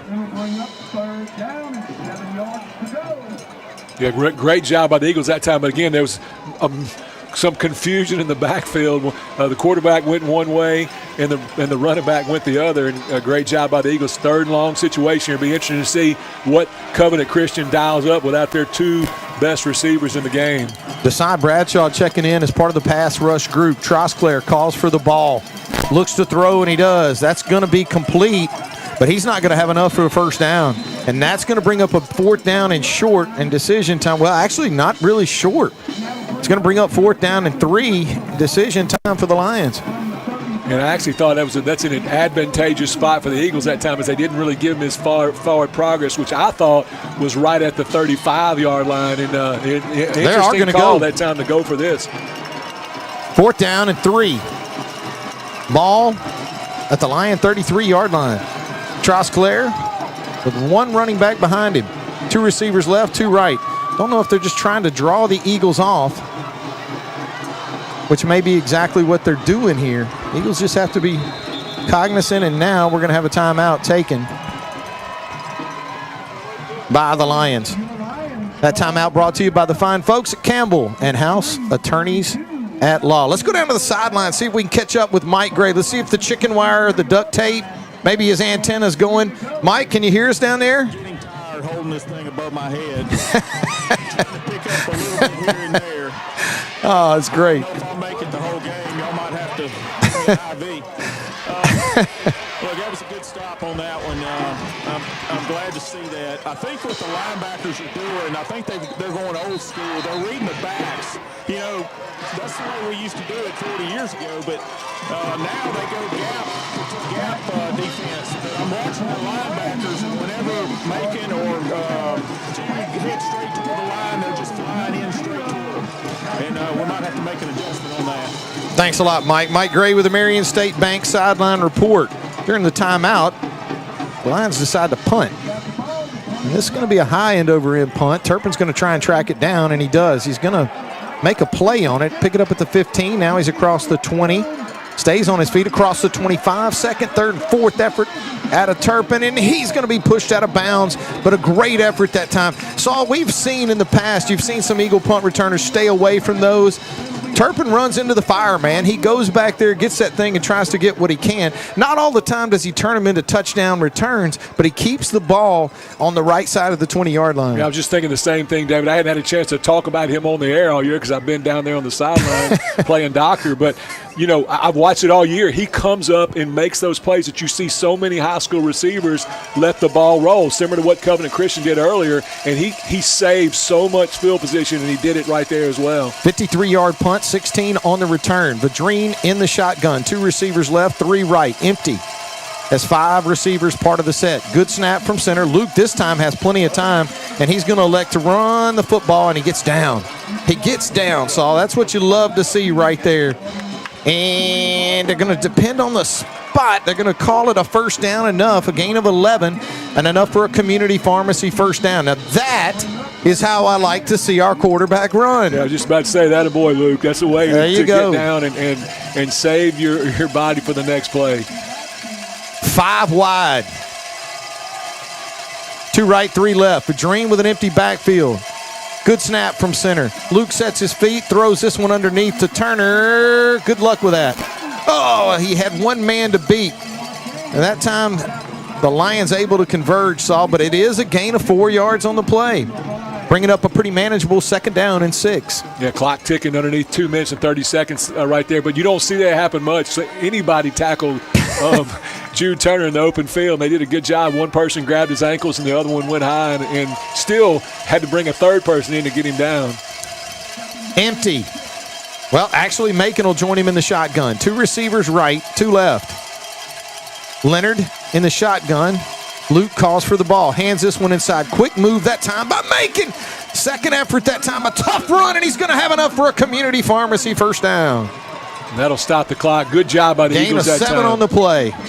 Really good call by Drew Vadrine to run the football there and pick up the first down and keep the clock moving. That will stop the clock with the first down, which is good. So now you get to reset your offense here, and you got 2 timeouts left to try to get this thing in the end zone before halftime. And also remember, Eagles get the ball to start the second half as well. First down and 10 for Ouachita Christian at the Covenant Christian 42-yard line. Vadrine hands this one inside. Leonard with a really tough run is going to make it down to around the 40-yard line.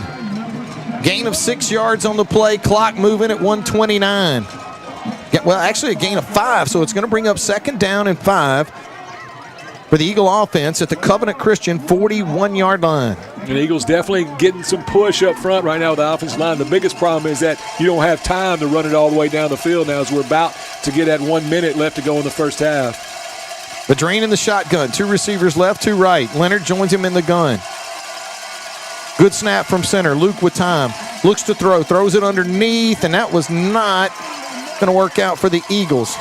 Completed that one to number 14, Luke Edwards, and Luke will get dragged back for a big loss. But they'll give him forward progress to the line of scrimmage. But the Eagles are going to have to burn that timeout, so it's 49 seconds remaining.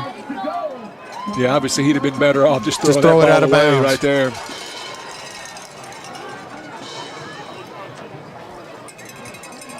.46 seconds left to play here in the second quarter as we have another Campbell and House timeout taken by the Eagles. Saul, I'm not 100% sure what the timeout count is now. I don't know if we have 1 left. 1 left. We do have 1 remaining.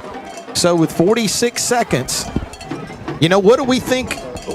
What do we think is? Actually, Donnie's just telling me we don't have any timeouts left because we had to take one when Luke got hurt earlier in the ball game. That's correct. And had to burn 2 cents. That's right. So, well, who would have thought that 2 teams coming in averaging more than 40 points per game is going to be in this half, maybe in a 3-0 ball game? What do we consider realistic for Gavin Polk's range? I think I would say 35 yards is where he looked to be most consistent. He can hit it from further than that, but to me, watching him in warm-ups, 35 yards is kind of where he seemed to be more consistent from. Vadrine in the shotgun. An offset eye backfield beside him in the gun. 2 receivers left, 1 right. Eagles on the move. Vadrine rolls, sets his feet, throws this one. It's going to be complete. Nice throw that time, completed to Edwards, Saul. And that is going to put you a little bit closer to let's call it Gavin's range. A gain of 10 yards on the play and enough for another community pharmacy first down. Yeah, real good play that time. Got Edwards on the sideline, and a real nice job by Luke Edwards of keeping his feet in bounds. And, of course, in high school football, you go out of bounds, and the clock stops, and you get to huddle up. 42 seconds left to play here in the first half. Ouachita Christian 3, Covenant Christian 0. Eagles with the ball, first down and 10 at the Lion 32-yard line. Good snap. Luke with some pressure, rolls, unloads this one. Turner catches it. Not sure.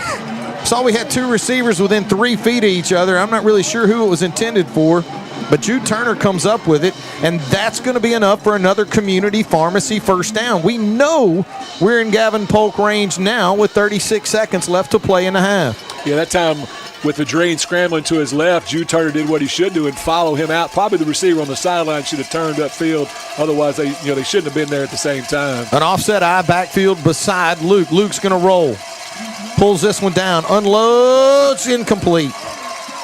Really good coverage that time, Saul, on the outside by the Lions. That was number 7, Mason Dudek, and he was right there with Turpin as that one's going to go out of bounds. Going to stop the clock with 31 seconds left to play here in the half. Yeah, one thing we haven't done, David, is throw the ball down the middle of the field, and so this might be a good opportunity to, we like that seam route where you send a couple of guys down the hash, and if you get 3 deep coverage, which they've been playing, you get a chance to hit that inside receiver down the hash. 2 receivers left, 2 right. Leonard in the backfield with Luke. Luke calls for the football. He's got time. Unloads this one. Again, that's going to be complete. Oh, a little bit of a bump outside the boundary, but it is going to have 26 seconds, gain of 6 yards. So now you're looking at 3rd and 4. So we're definitely in field goal range at this point, David. But again, at third down and 4, you got a chance to take a shot down the field, maybe try to get a touchdown. 26 seconds left to play in the half. 3rd down and 4 for the Eagles inside the Washam Agency red zone. Of course, first down, the clock will stop as well. At the Lion 15. Vadrine in the gun, an empty backfield. 5 wide, 2 left, 3 right. Luke with some time. He's going to have to run this one himself, and he's going to get out of bounds. Smart play that time as 20 seconds remain, and I don't know if they gave him the first down or not. He had to get to the 11-yard line. Looks like they marked him at the 11, so that should be a first down, David. It is. It is. Oh, my goodness. These guys. These guys. All right, so first down and 10. They'll pick up a first down at the 1, but it looks like Covenant Christian is going to take a Campbell and House timeout. Let's go down to the sideline and check in with Mike Gray. It looks like Mike's got his antenna up. Mike, how's it going down there? My hand is up because I'm trying to get a signal here. That's great, Mike. We love it. We can hear you. Yeah, I don't think we have any timeouts, do we? No, we do not. Can you hear me? Yeah, we can. Do we have any timeouts? They're saying down here we don't. No, we don't. We're out. Okay. So we're obviously going to throw the ball. I see Cam over here. I think he can make a double move on this outside guy at least one time in the end zone. They're playing him pretty tough. But I think their best defender is out. But they're working that other side over there really well. We've got time for 3 more plays here. So I'd like to get 6. 6 would be so much sweeter. I agree, Mike. Thanks a lot. Mike Gray with the Marion State Bank sideline report. I think Mike's on to something there, David. We've run that rollout 3 times now and run the same route off each one of them. We've gotten such good protection on that sprint out that you would have time to make a double move off of that and see if you could get him the defensive back to bite. 5 wide. Vadrine with a good snap from center. Looks. Sets his feet. Throws. Going to be incomplete. And I'm going to tell you something. I'm going to tip my hat to our quarterback. Vadrine threw that ball, Saul, where he had to. That was a very catchable pass. It was low, but that's where it needed to be thrown that time. And unfortunately, it's going to go in and out of the hands. It looked like it was intended for number 15, Cam Voyon. So it's going to bring up 2nd down and 10. 15 seconds left to play on the clock. Kind of like Mike alluded to, Saul, with the Marion State Bank sideline report, probably 3 plays, right? 1 down, maybe 2 more to go. Absolutely, yeah. And I'd go in the end zone every time with these throws right here. So and you're getting man coverage on the outside, so a chance to get somebody open here. Bedrine rolls, sets his feet, unloads, got him in.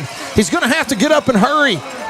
Clock's running now with 7 seconds. Spike it now. 6, 5, 4, 3, 2, got it. And it looks like. And I think they're going to give us a, well, maybe they won't.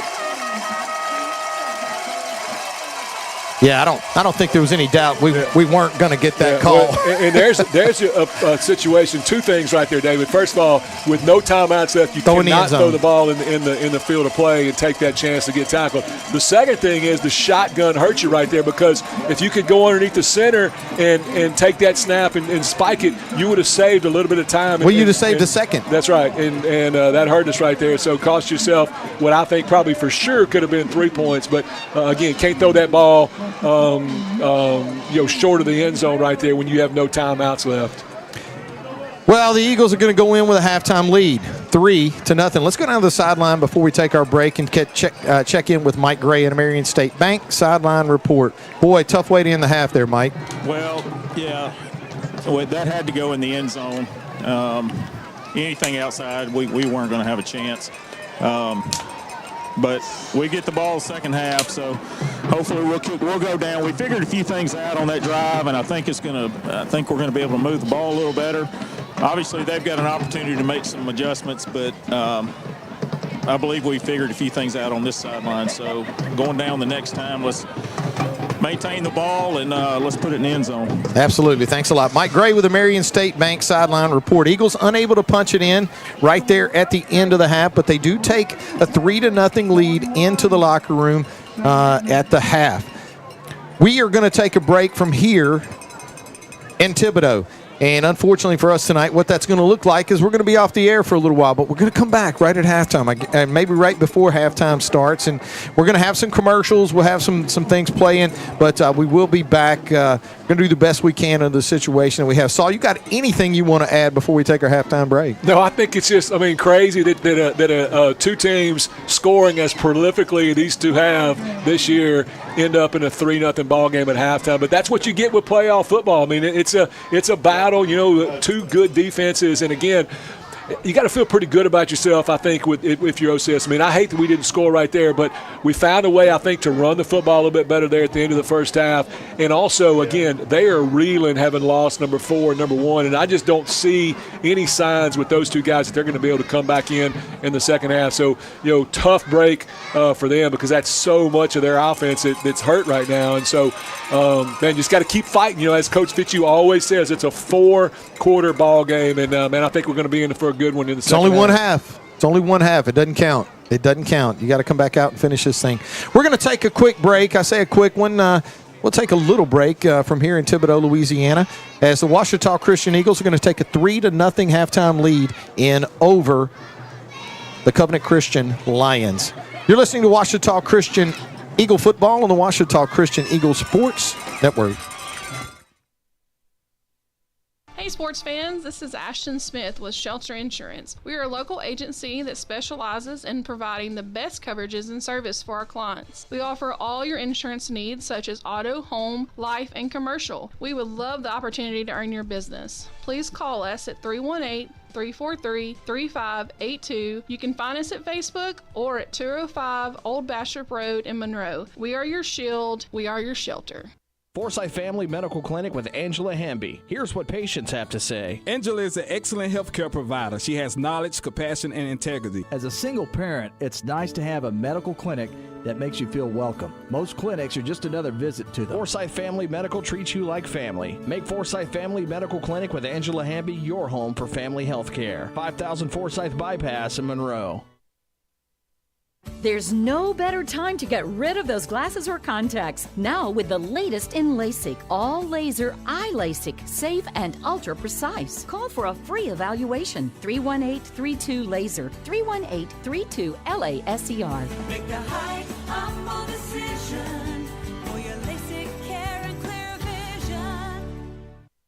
If your car or truck is broken down, or you locked your keys in your vehicle, or you just need a flat fix, call Bears Towing and Recovery at 388-3021. In fact, why not just save the number in your cell phone? That's 388-3021. Bears Towing is on call 24 hours a day and 7 days a week. They understand that an emergency doesn't happen at convenient times. Bears Towing, 388-3021. Bears Towing is a proud sponsor of OCS football. Hi, I'm Dustin Balance with Ludwig Marine. We have 2 locations to serve you, one on Darbone Lake in Farmerville and one right here on 165 North in Monroe. Come by and check us out. We have the best brands on the market: Phoenix Bass boats, Weldcraft aluminum boats, and your gator tail duck boat needs. Give us a call today at 318-545-5595 or check us out on the web at www.ludwig-marine.com. Mitch Ludwig and the Ludwig Marine crew would like to say, go Eagles. Here's the deal. When you combine State Farm Home and Auto Insurance, you save an average of $889. State Farm agent Ron Bush is ready to help you combine home and auto and save with 2 locations to serve you in Bastrop and Sterlington. Call 318-388-4663 today. Like a good neighbor, State Farm is there. Average annual per household savings based on a 2019 national survey by State Farm of new policyholders who reported savings by switching to State Farm. Dreher Contracting has been walked on and driven on all over town for 5 decades. Dreher Contracting has been serving our community for over 50 years. That's a lot of asphalt, surface treatments, hot mix, parking lots, driveways, asphalt maintenance, dozer work, and crushed stone. You can walk and drive on us with confidence. Call 281-2242. Dreher Contracting in Bastrop. Start smiling today with Neela Dental. Whether you need general dentistry, dental implants, or a cosmetic touch-up, Neela Dental is here to give you the confidence to smile strong and healthy.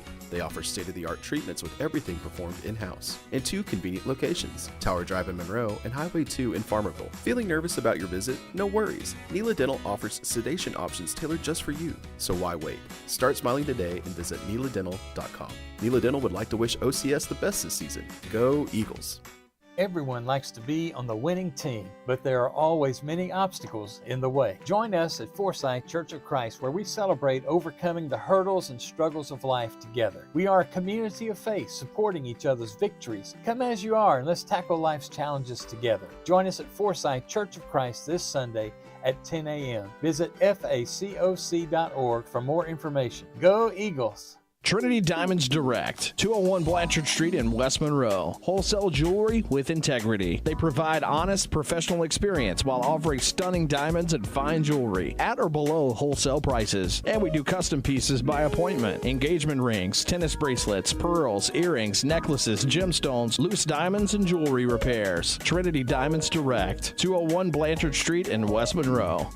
Are you tired of pushing through the pain? Do you struggle day in and day out with simple tasks? Are you ready for change? If so, call Louisiana Pain Care. At Louisiana Pain Care, our doctors are board certified and fellowship trained to target the source of your pain and help you manage it. Visit lapaincare.com for more information and to schedule your appointment. Louisiana Pain Care, your spine care experts. There are 2 Big Mac burgers now?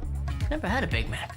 If you're gonna try your first Big Mac, you gotta go with the original. Can't go wrong with the classics, right? Nah. If you're gonna try something new, go with the new Chicken Big Mac. It's got special sauce, lettuce, cheese, pickles, and 2 chicken patties on a sesame seed bun. Stop saying everything I'm saying. I'm not. Yes, you are. No, you are. No, you are. So what will it be? The Big Mac or the Chicken Big Mac? Yes. The Chicken Big Mac. It's not a Big Mac. Get it while you can. Hey sports fans, this is Ashton Smith with Shelter Insurance. We are a local agency that specializes in providing the best coverages and service for our clients. We offer all your insurance needs such as auto, home, life, and commercial. We would love the opportunity to earn your business. Please call us at 318-343-3582. You can find us at Facebook or at 205 Old Bastrop Road in Monroe. We are your shield. We are your shelter. Forsyth Family Medical Clinic with Angela Hamby. Here's what patients have to say. Angela is an excellent healthcare provider. She has knowledge, compassion, and integrity. As a single parent, it's nice to have a medical clinic that makes you feel welcome. Most clinics are just another visit to them. Forsyth Family Medical treats you like family. Make Forsyth Family Medical Clinic with Angela Hamby your home for family health care. 5000 Forsyth Bypass in Monroe.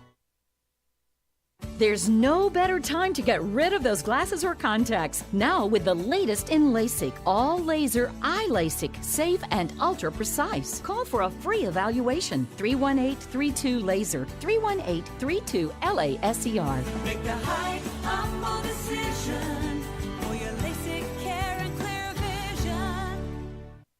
If your car or truck is broken down, or you locked your keys in your vehicle, or you just need a flat fix, call Bears Towing and Recovery at 388-3021.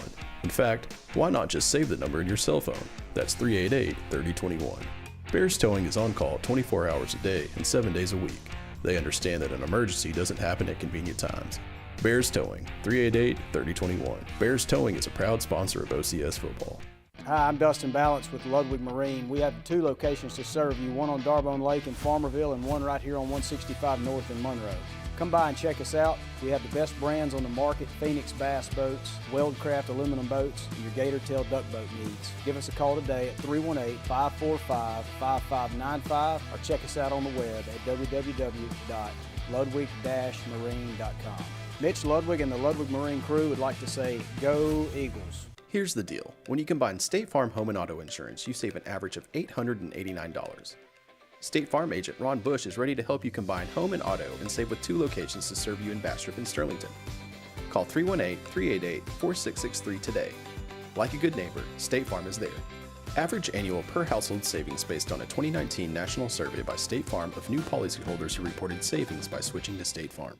Dreyer Contracting has been walked on and driven on all over town for 5 decades. Dreyer Contracting has been serving our community for over 50 years. That's a lot of asphalt. Surface treatments, hot mix, parking lots, driveways, asphalt maintenance, dozer work, and crushed stone. You can walk and drive on us with confidence. Call 281-2242. Dreyer Contracting in Bastrop.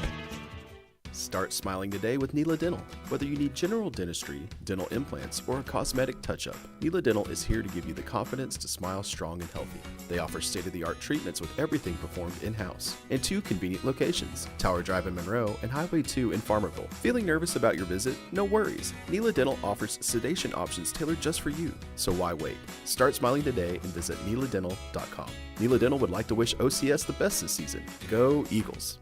Everyone likes to be on the winning team, but there are always many obstacles in the way. Join us at Forsyth Church of Christ, where we celebrate overcoming the hurdles and struggles of life together. We are a community of faith, supporting each other's victories. Come as you are, and let's tackle life's challenges together. Join us at Forsyth Church of Christ this Sunday at 10 a.m. Visit facoc.org for more information. Go Eagles! Trinity Diamonds Direct, 201 Blanchard Street in West Monroe. Wholesale jewelry with integrity. They provide honest, professional experience while offering stunning diamonds and fine jewelry at or below wholesale prices. And we do custom pieces by appointment. Engagement rings, tennis bracelets, pearls, earrings, necklaces, gemstones, loose diamonds, and jewelry repairs. Trinity Diamonds Direct, 201 Blanchard Street in West Monroe. Are you tired of pushing through the pain? Do you struggle day in and day out with simple tasks? Are you ready for change? If so, call Louisiana Pain Care. National survey by State Farm of new policyholders who reported savings by switching to State Farm. Everyone likes to be on the winning team.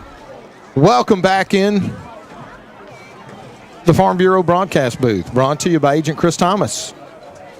Manning Field, Guidry Stadium here on the campus, Nicholls State University. The Ouachita Christian Eagles are in a dogfight. They lead this contest right now 3-0. Both teams still in the locker room completing their halftime adjustments. The special teams guys out here warming up. About 3 minutes away from getting tonight's contest back underway. Want to thank our halftime sponsor, Sterlington Physical Therapy.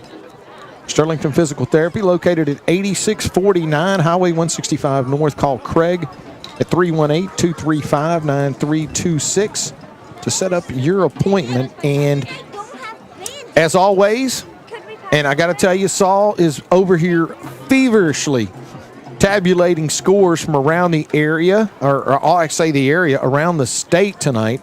And we want to thank Shelter Insurance Agent Ashton Smith for sponsoring our in-game scoreboard tonight for all your insurance needs. Call Ashton Smith with Shelter Insurance, 318-343 3582. Again, that's 318-343-3582. And Saul, the aforementioned Shelter Insurance scoreboard update, and I know you got a bunch of them over there. I think I got most of them. I don't have all of them, but I've got most of them. So let's start off in probably the one that most Eagle fans would be interested in. That's the Division IV select bracket. On the top of the bracket, Vermilion Catholic. These are all halftime scores. Vermilion Catholic leads St. Edmund 41-6. And in the number 12, so that's a number 1 versus number 8 seed. And then the Kentwood Kangaroos lead Southern Lab. That's a number 12 Kentwood versus 13 Southern Lab. They lead them 30-14 at the half, and that's a reverse of the final score of the regular season where Southern Lab actually was beat Kentwood. Of course, the game's not over, but right now Kentwood leading Southern Lab. Of course, number 3 Covenant Christian trailing Ouachita Christian here in this game. We're up 3-0. Number 7 Riverside and number 2 Ascension Catholic, which is where the Eagles will go next if we win tonight. They're tied up at halftime, 14-14. Moving on to the Select Division 3. I don't have a score for Dunham and Lafayette Christian, Bunky, or Jules Sumner, but number 3 Calvary Baptist leads number 6 Episcopal 35-3. Number 7 Catholic New Iberia leads Newman 24-0.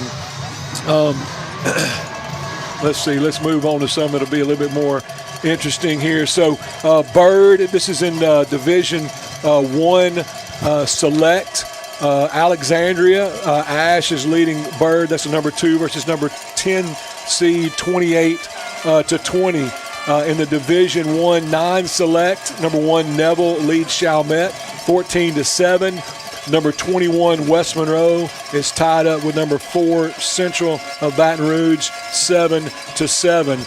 On the other side of that bracket, number 3 Ruston 35, number 6 Southside 7, number 10 Destrehan 28, and number 2 Airline 27.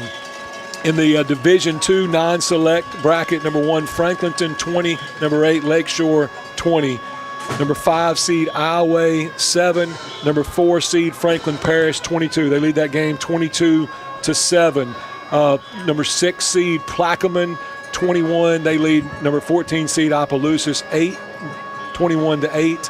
And then number 18 Cecilia leads number 7 North DeSoto 29-13. In the Division 3 non-select bracket, number 1 seed St. James leads number 9 seed Pine 20-7.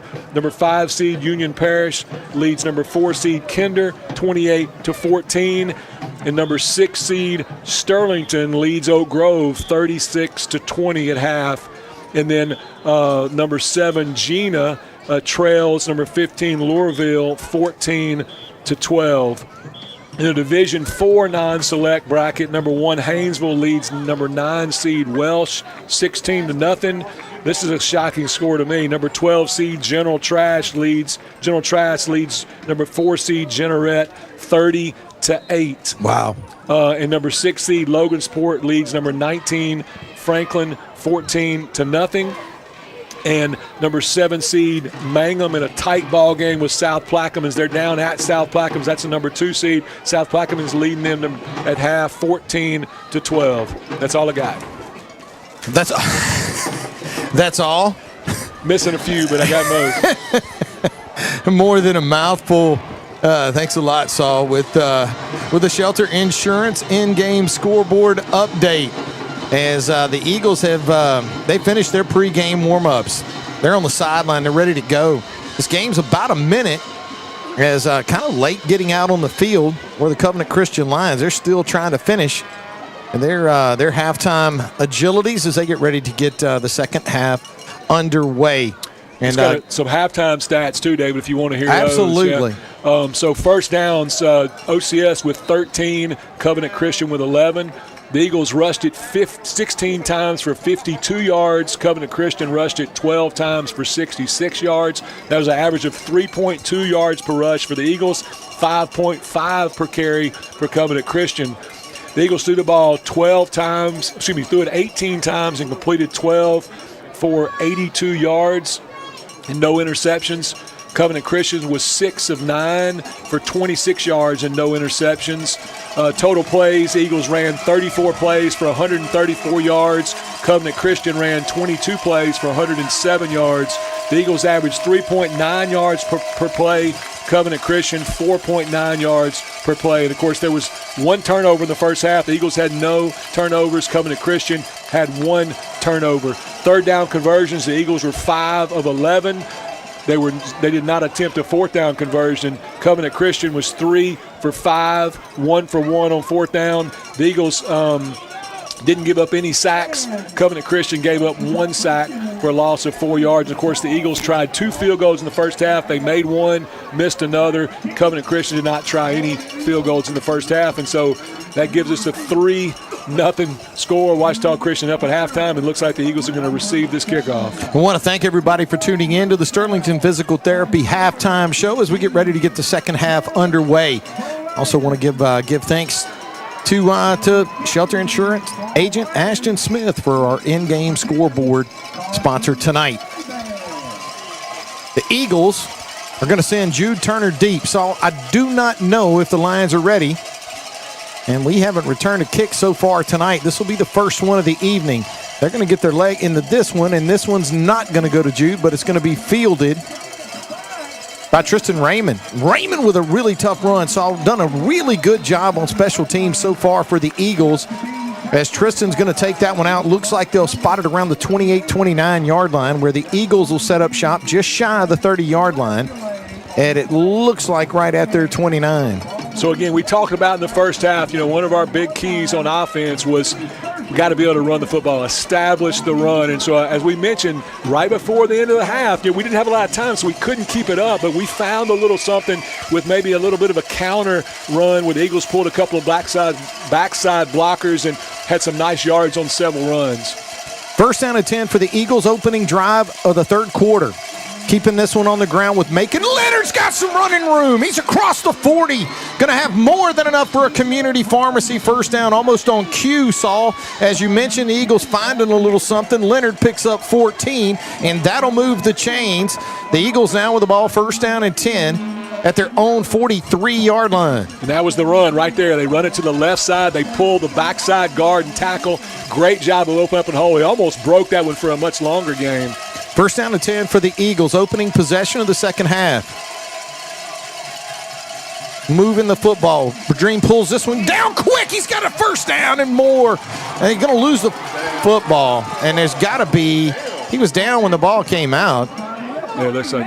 And they're going to run the clock. Here we go. Yeah. So second down, or first down and 10. Great job that time as the Eagles again moving the chains. Yeah, gain of 18 on the play and enough for another community pharmacy first down. Yeah, so that time they faked the counter and they ran the backside slant. And the linebackers are running downfield trying to go make that tackle, and Badrine makes a nice throw behind him. 4 wide. Give this one inside to Leonard. Leonard cuts this one back. He's got some running room. He's across the 30, now across the 25, the 20, still on his feet. Tough run by the senior running back. Number 3, Macon Leonard, more than enough for a community pharmacy first down.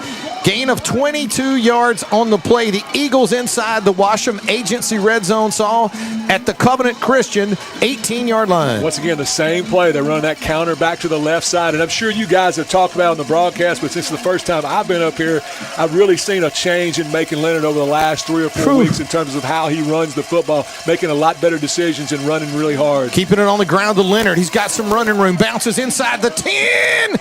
Going to be just shy of a first down, but another tough run from the senior running back, Saul. As you can see Macon now, instead of running straight to the sideline, Saul, he sets it up and bounces and can pick up big yardage in a hurry. A gain of 9 yards on the play.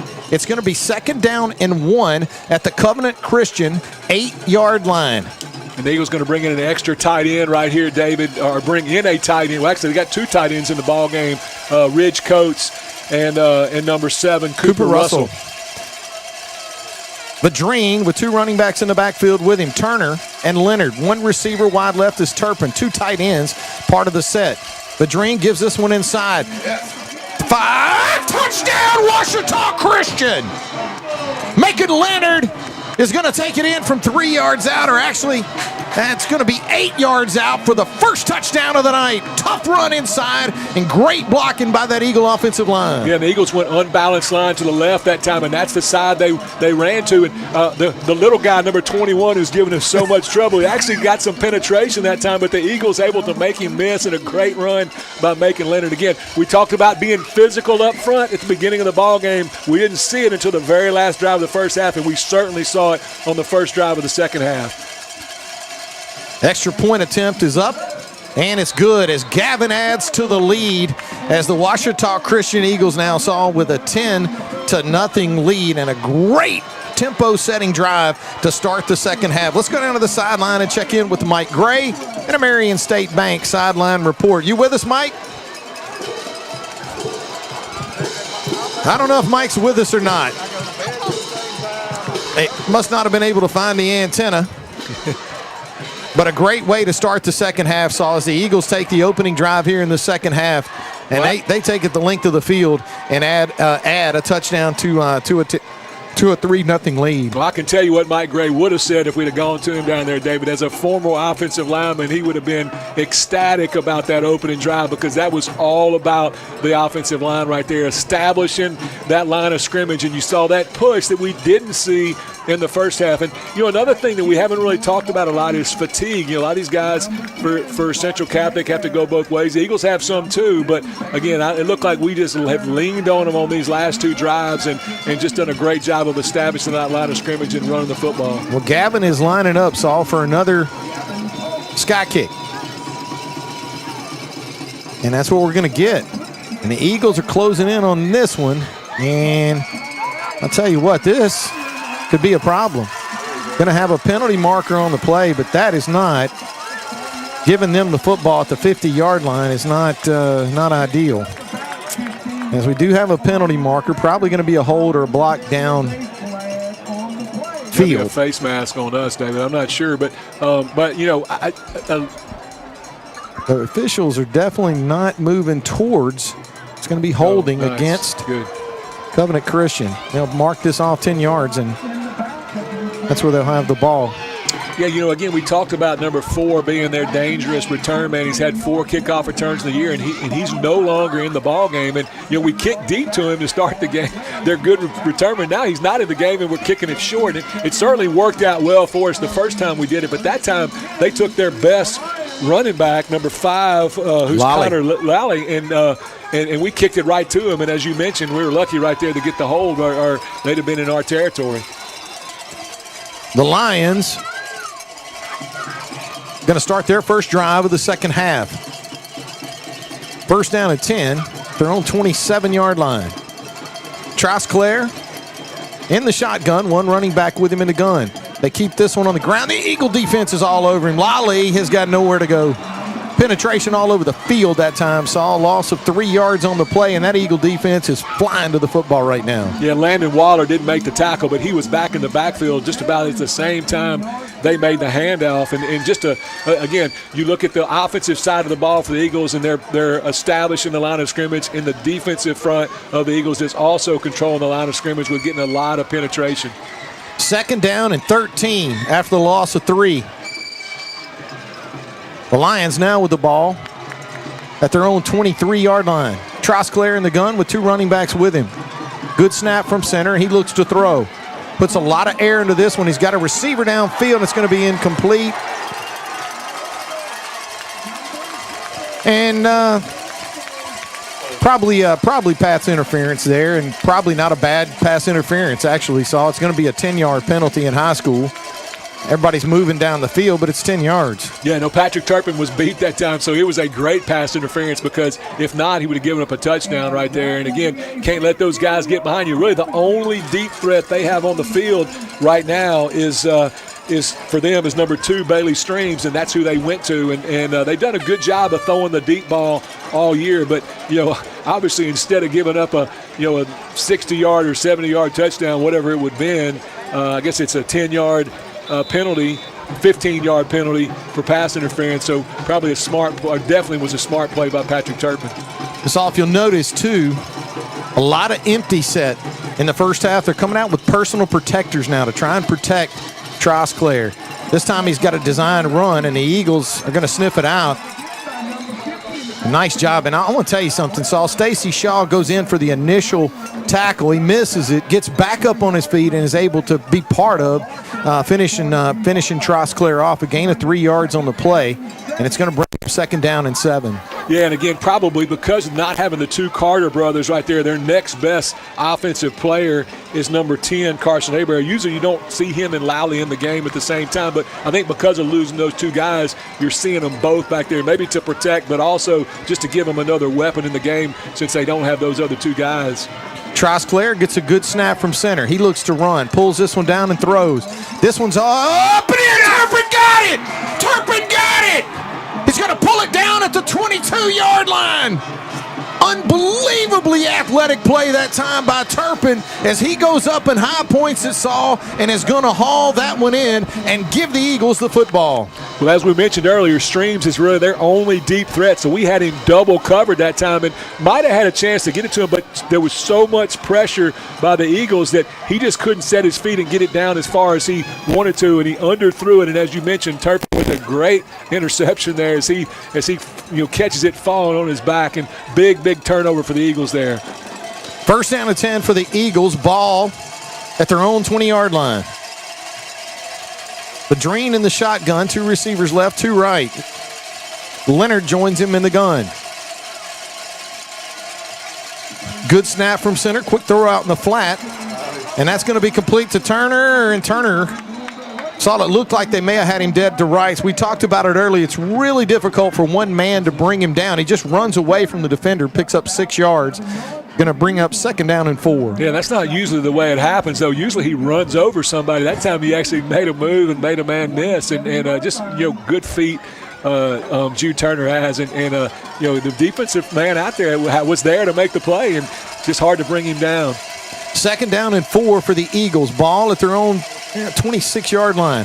Bedreen in the shotgun, calls for the ball, hands this one inside to Macon. Macon with some running room, makes a couple of defenders miss, breaks it to midfield. It looked like Saul was going to have plenty of separation there, and unfortunately they get a hold of him, but a great run that time by the senior tailback as he picks up 26 yards on the play and more than enough for a community pharmacy 1st down. Yeah, number 24, Patrick Williams, for them saved a touchdown right there, because we know Macon Leonard can run the ball very well, and he grabbed a hold of his jersey and saved the touchdown. 1st down and 10 for the Eagles in Lion territory at the 48. Luke in the shotgun, turns, hands this one inside to Macon. Macon makes one man miss, keeps his feet, spin move across the 40-yard line, still on his feet inside the 35. A tough run that time by the senior running back, Macon Leonard, as that's going to be more than enough for another community pharmacy 1st down. Saul only 13 yards, but a really tough run to get it. Yeah, and I wish I had a stat of broken tackles for Macon tonight, because he at least broke 3 on that run right there, just churning his feet, running hard. And again, he's getting into the 3 or 4 yards down the field before someone hits him, so he's able to get some momentum going. Just a great job by the offensive line. Taking a break. Turner's going to join Luke in the shotgun. 1st and 10 for the Eagles. Keeps this one on the ground with Jude Turner, and that is a different style. That's a different style of running, Saul, as Turner picks up 6. You get a feeling that Jude is looking to hit somebody. Yeah, I think they're going to leave him in, give Macon a rest for another play. Deservedly so. Again, and I'm sure Covenant Christian has seen on film what kind of style of running number 32 brings, and just wait for somebody to come up and tackle him and have him run over him. 2nd down and 4. Ball at the Covenant Christian 28-yard line. Bedreen hands this one to Jude. Jude is going to stay on his feet. Now he's moving upfield. He's across the 20, and that's going to be more than enough for a 1st down inside the Washam Agency red zone. A gain of 10 yards and more than enough for a community pharmacy 1st down. Just a really good run that time. He was patient on the outside, and just had to stop and start a couple of times, but just kept his momentum going down the field and picked up another 1st down. A lot of running back to deal with. 1st down and 10 for the Eagles. The Covenant Christian 18-yard line. Bedreen in the shotgun. 2 receivers left, 2 right. Leonard joins him in the gun. Hands inside to Leonard. Leonard's going to fight forward. Saw a tough run that time. as he picks up 2 yards on the play, and it's going to bring up 2nd down and 8 for the Eagles at the Lions 17-yard line. Again, David, the difference is everything's going forward. Even when they're tackling us, we're still falling forward. So that's a good sign there of the push that our offensive line is getting. It looks like we may be going to take a timeout or is going to be a time on the field because number 51, Michael Mosier's coming out of the ballgame. Looks like he's limping a little bit. Mosier does make his way to the Eagle sideline. Gain of 2 for Leonard on the last carry, 2nd 8. At the Lions 17, 5 minutes left to play here in the third quarter. Eagles lead 10-0. Badrine in the shotgun, 2 running backs, part of the set. Hands inside to Leonard. They try to run it down from behind. Leonard makes one man miss, and man, he maybe got back to the line of scrimmage and no more. That time, good penetration by the Lions, and it's going to bring up 3rd down and 7. Yeah, really good job that time on their defense of stringing that play out to the sideline. Just couldn't get outside of the 2 or 3 defenders for Covenant Christian. 3rd down and 7. Well, 3rd and 8. Ball at the Covenant Christian 17-yard line. 4:20 left to play in the third quarter. Eagles lead 10-0. Badrine in the shotgun. Good snap from center. Rolls. Going to have time to set his feet. Now he's got time for some running room inside the 10-yard line, and he's going to slide that one out. And they're going to rule him short of the first down, but short by a yard. And Coach Stephen Fitzhugh and the Eagle coaching staff saw they're going to have to make a decision here. 4th and 1. Again, good job by Luke. Nothing open down the field. He saw the open running lane. And of course, that's what you give up when you slide. Is that you usually lose a little bit in terms of that when your momentum's going forward. They're going to mark it where the ball was when you slide, and so as a result, didn't pick up the first down. But like our chances at 4th and 1 here. I hate being in the shotgun here, but it is 4th and less than a yard. Good snap from center, and we got somebody moving. It looks like Macon fell forward before this ball was snapped. It's going to bring up 4th and 6. Now, do you send Gavin on? And I don't think. Yeah, it doesn't look like it. Looks like the Eagle offense is going to stay on the field.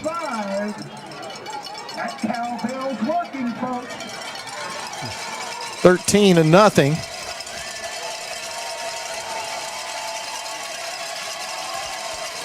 The Eagle offense is going to stay on the field. 4th.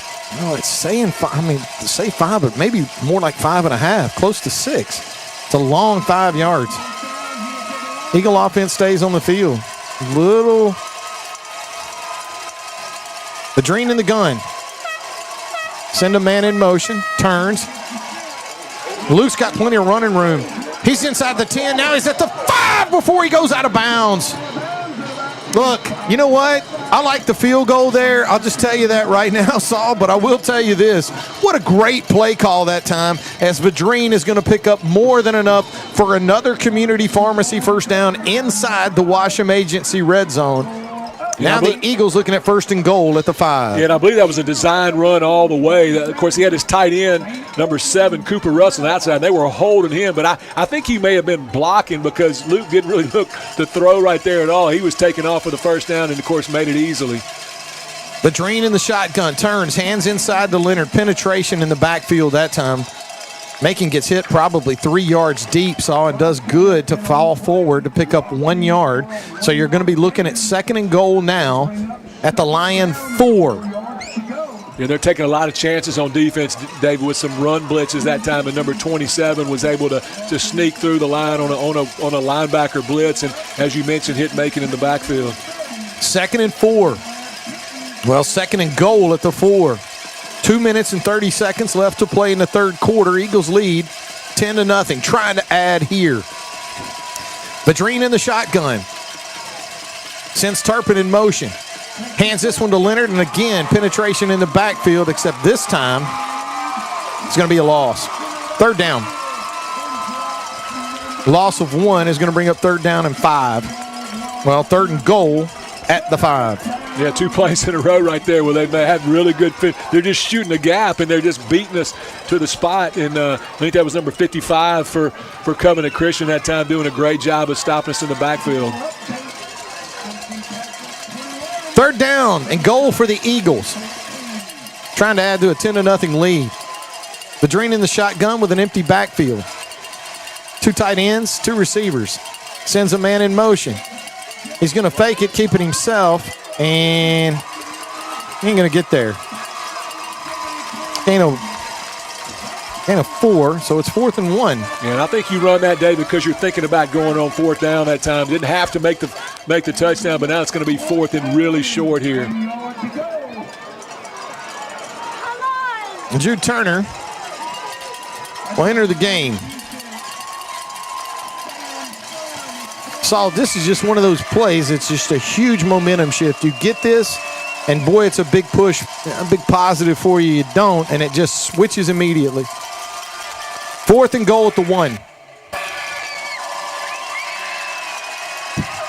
Luke's going to call for this one. He's got block and touchdown, Ouachita Christian.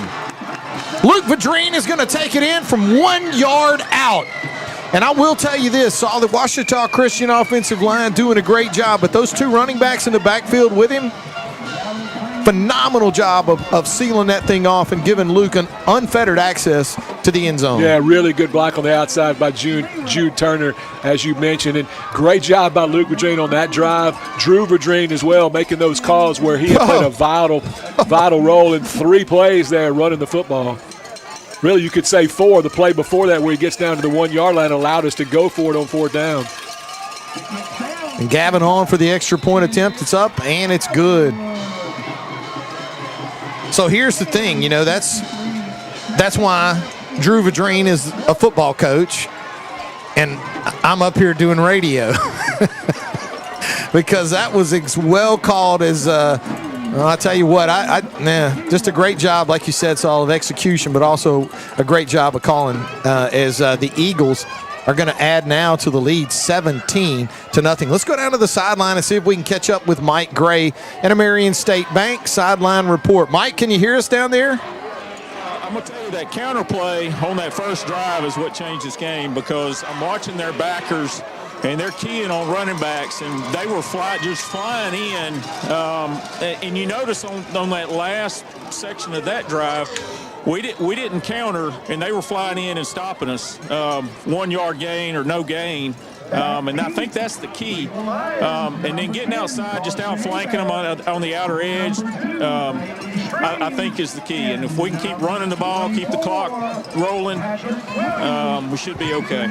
Absolutely. Thanks a lot. Mike Gray with the Marion State Bank sideline report. Saul, we're setting up for our sky kick again. Gavin's going to kick this one from the 40-yard line. And that's what we'll do. And this one is going to be fielded cleanly again by number 5. That's Connor Lally. The Eagles special teams doing a great job that time as they'll hem Lally up. And it looks like they'll put it about the 33-yard line. So a gain of 2 yards on the return. It's going to bring up 1st down and 10 for Covenant Christian. And the Eagles, so I'll tell you what, the Lions are they just don't seem to have the pep in their step they did earlier in the game tonight. And of course, they're in a position that they hadn't found themselves in all year long. We talked about at the beginning of the ball game, the closest game they've had all year was a 29-12 victory over Jeanerette. They just hadn't been in any close ball games, and I'd have to guess that in the second half they've probably not been behind all year long. And so now to be trailing 17-0 with the third quarter about to be gone in 48 seconds, it's just as you mentioned, they're kind of hanging their heads. They've lost 2 of their best players, and just a tough night for them. Trips right, 1 running back in the backfield with Trosclair.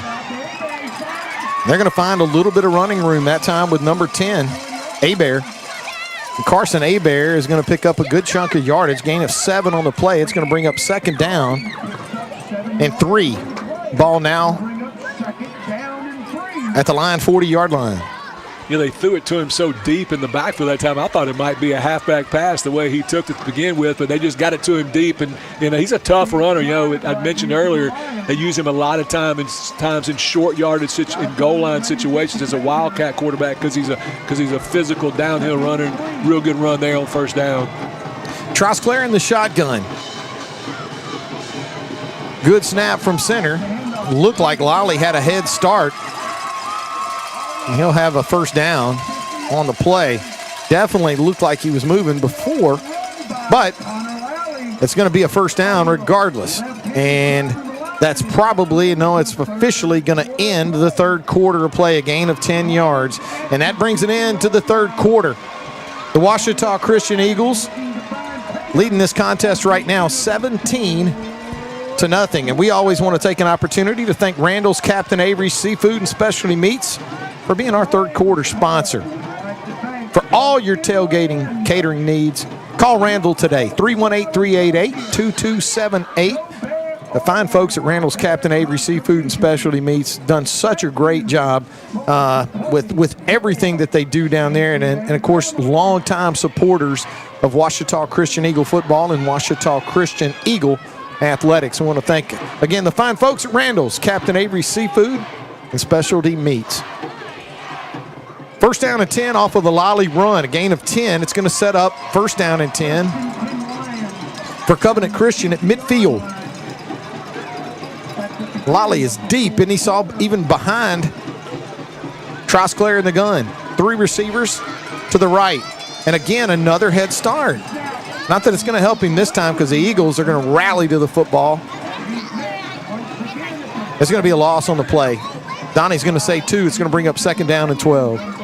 Yeah, good job that time of getting some penetration there. And again, putting them in long yardage situations. That's where you want them to be. Force them to throw the football. And again, keep your eye on number 2. That's really their go-to guy now with the 2 Carter brothers out of the game. Second down and 12. Ball back into Lion territory at the Covenant Christian 48. Trosclair in the shotgun. 2 receivers to his right, 1 to his left. Trosclair looks to throw, and he does. That one's going to be complete. A well-thrown football. Complete out to number 6, Landon LeCompte.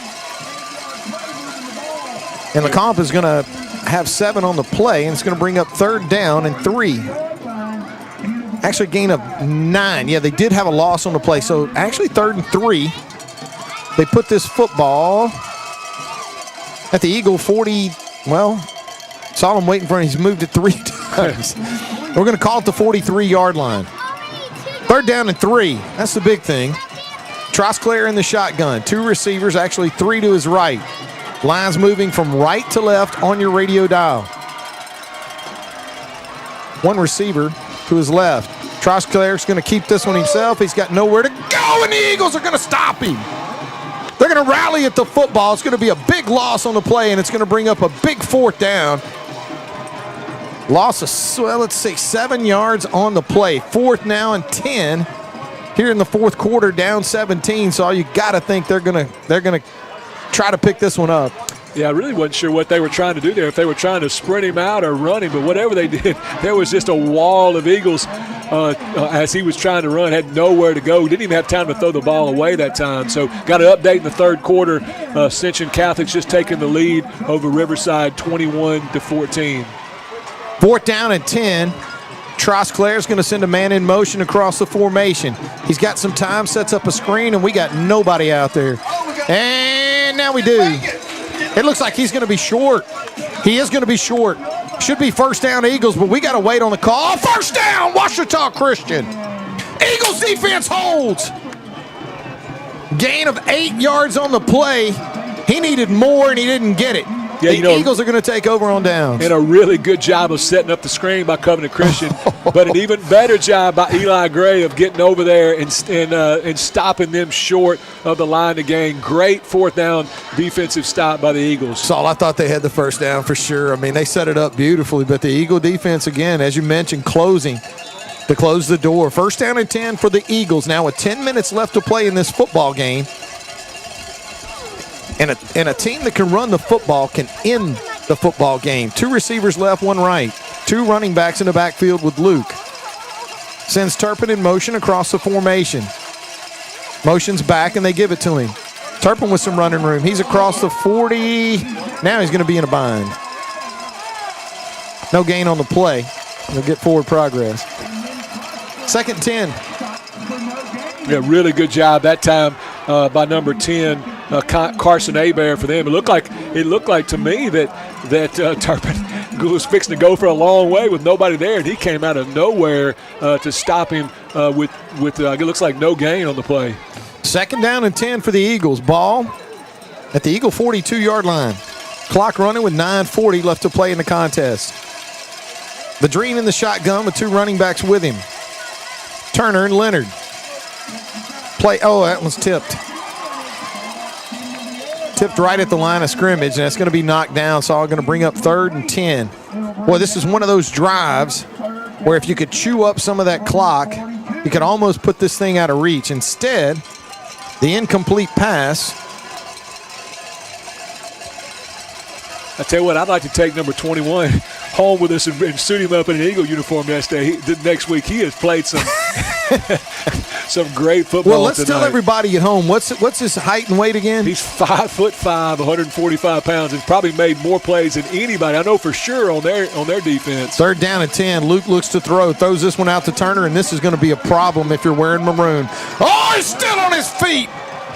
That's going to be more than enough for a 1st down for the Eagles as Jude Turner introduces himself to a couple of members of the secondary here at Covenant Christian. A gain of 19 yards on the play as Jude does a great job of getting north and south, hanging on to the football and keeping things rolling. Clock's going to continue to run, too, now with 9 minutes left to play in the football game. Eagles lead 17-0. And really the first time tonight that he's really got a head of steam behind him and able to deliver a blow when someone tried to tackle him. 1st down and 10 for the Eagles at the Lion 40-yard line. High snap handled. Luke's going to keep this one himself, and at some point he's going to have to get down, and he does. Smart play that time by the quarterback, Luke Vadrine. Solly May could have stretched it and got a little bit more, but he gets down after picking up 18 yards. Clock's running, and the Eagles already 1st down and 10. Just outside the Washam Agency red zone at the 21-yard line. Remember how we talked about at the beginning of the game how a good running game is going to make life so much easier for Luke Vadrine, and there's a great example of it right there. He fakes that handoff, and then they just suck inside, and he's outside really basically untouched until he slid on his own, which we're glad. We're proud of him for doing that. He doesn't need to take any more hits like he did before. And that's something it's been really nice to see that maturation as well as Luke is continuing to just, he's made that decision several times after taking a big shot early or midway through the first quarter. Vadrine, 1st and 10. Ball at the line, 20-yard line. Turner, the lone running back, with him in the gun. Good snap from center, gives this one to Jude. Jude's going to keep his arm out there. He's going to go inside the 20-yard line and be run out of bounds on the far side of the field, but he's going to pick up a nice chunk of yardage. A gain of 7 on the play, Saul, but he will go out of bounds, so the clock will stop with 7:57 left to play in the football game. Eagles lead this contest right now, 17-0.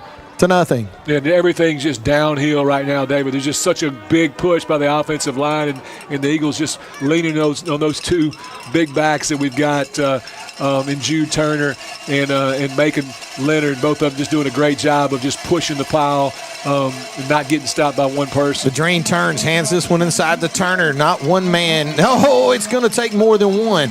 He's going to be real close to the 1st down. He picked up 2. He needed 3.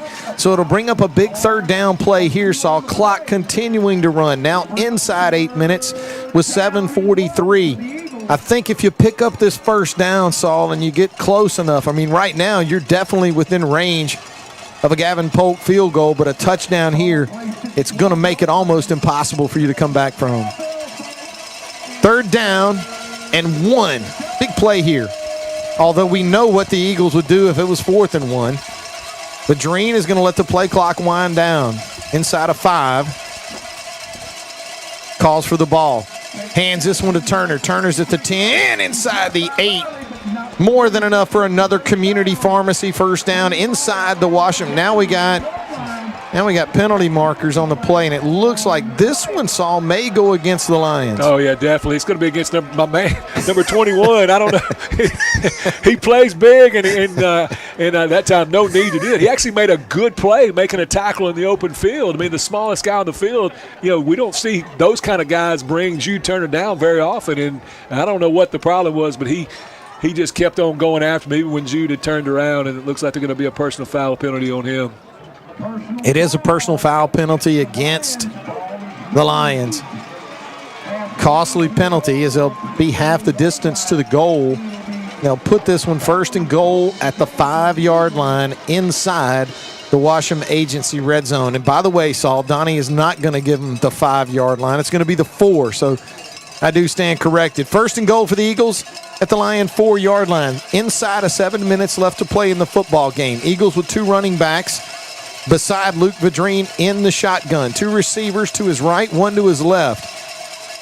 Turpin in motion across the formation. Comes back across. They give it to Turpin. He's got a little bit of touchdown, Ouachita Christian. Turpin's going to take it in from 4 yards out.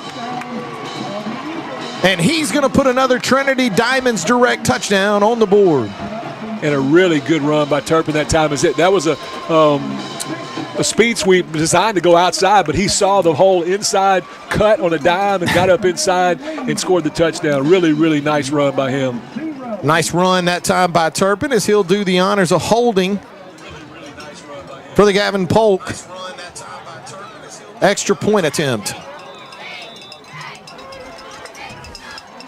Eagles looking to add to the lead. Good snap. Kick is up, and it's good as Gavin will add to the Eagle lead now, 24-0. Now, Saul, this is beginning to sound a little bit more like the kind of game, maybe, 20 points, 30 points, something like that. But, it took to 6 minutes left to go in the game to get there. Yeah, it just took, it took a while to kind of get, and that's why Coach Fitzhugh preaches every week. It's the last thing I hear him tell him in the locker room before they go out of the field. It's a 4-quarter ball game, and you just got to keep leaning on those guys, keep leaning on them, and eventually, like we talked about, like Mike Gray talked about, right at the end of the first half, that counter sweep starting to work. We weren't able to score there at the end, but we found something, and then now we've just leaned on that running game in the second half, and it's opened up everything else. Tonight's 4th quarter brought to you by the Fat Doctor. Dr. Davin Spires. Fat Doctor's a physician-monitored weight loss program offering weekly accountability and support under Dr. Davin Spires.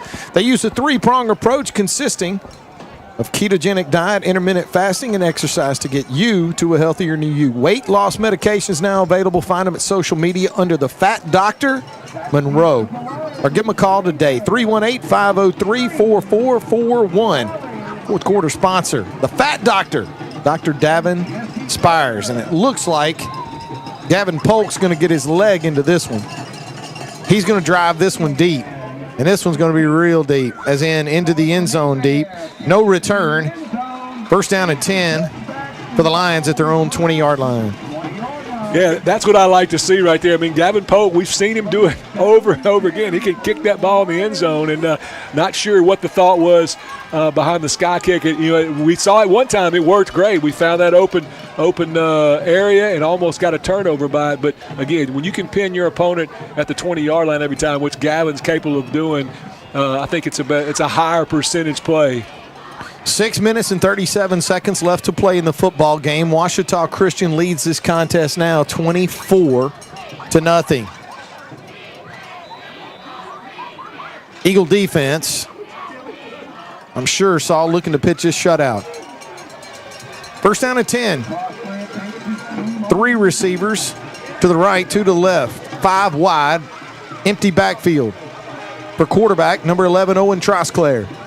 Trosclair calls for the ball and looks to throw. He's going to put some air into this one. That one's going to hang up on him.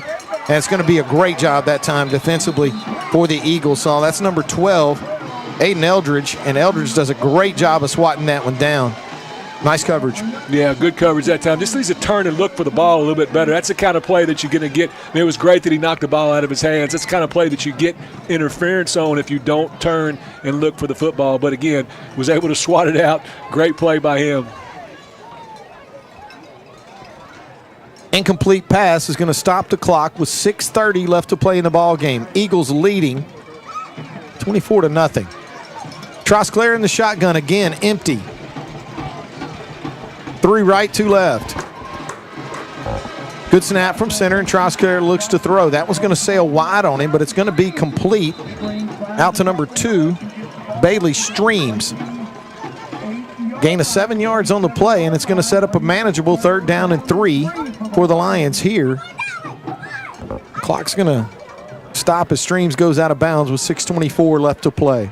Yeah, you know, he does such a good job of getting that ball out to the side, gets out rid of it quick. But again, they just lost some of those dangerous weapons that they've had with the two Carter brothers getting hurt. Good job that time by Tristan Raymond of making tackle in the open field.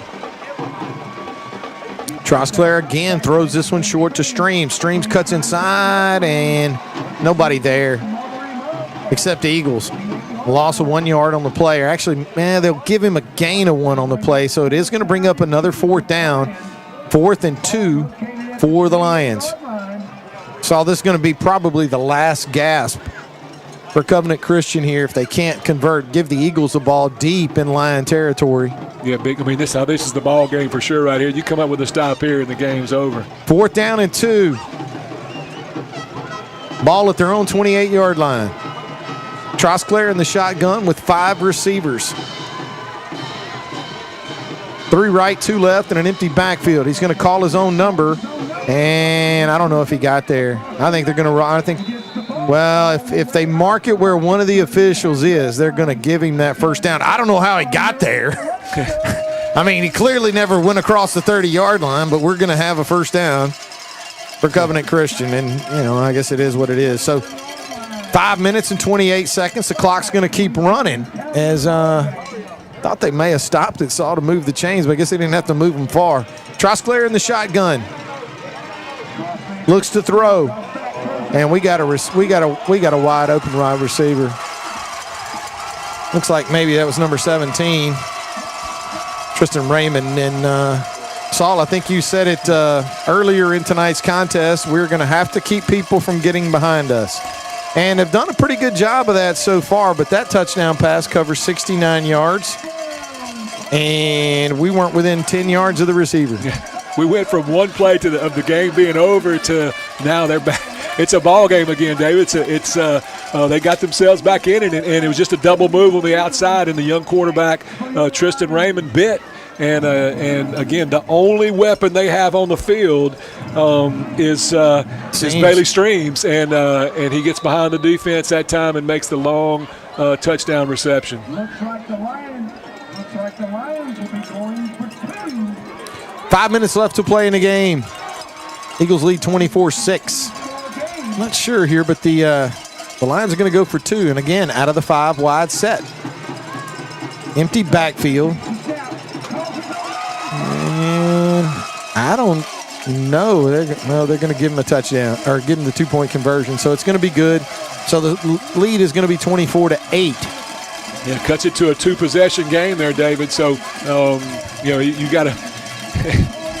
We've seen dramatic comebacks in the past if you look back to last year. So just got to keep playing hard and get this ball back and get ready for an onside kick and then run the football. And that's the thing too, Saul, is that running game is what can end this thing for you. Is just to basically just run the football and run the clock.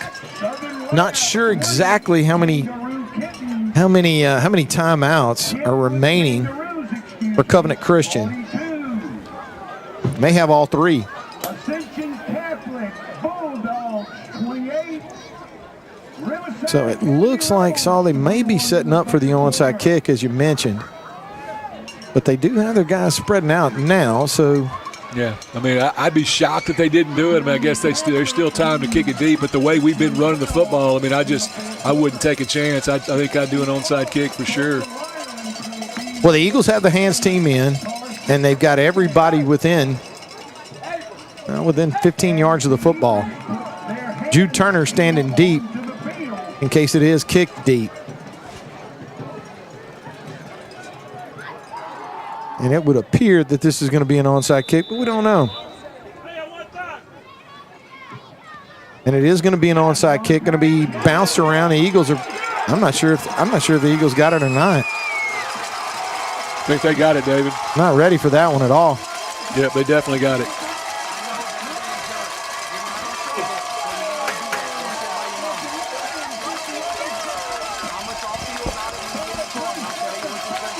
So the Lions are going to recover the onside kick, and they'll have the ball now with great field position at the Eagle 37-yard line.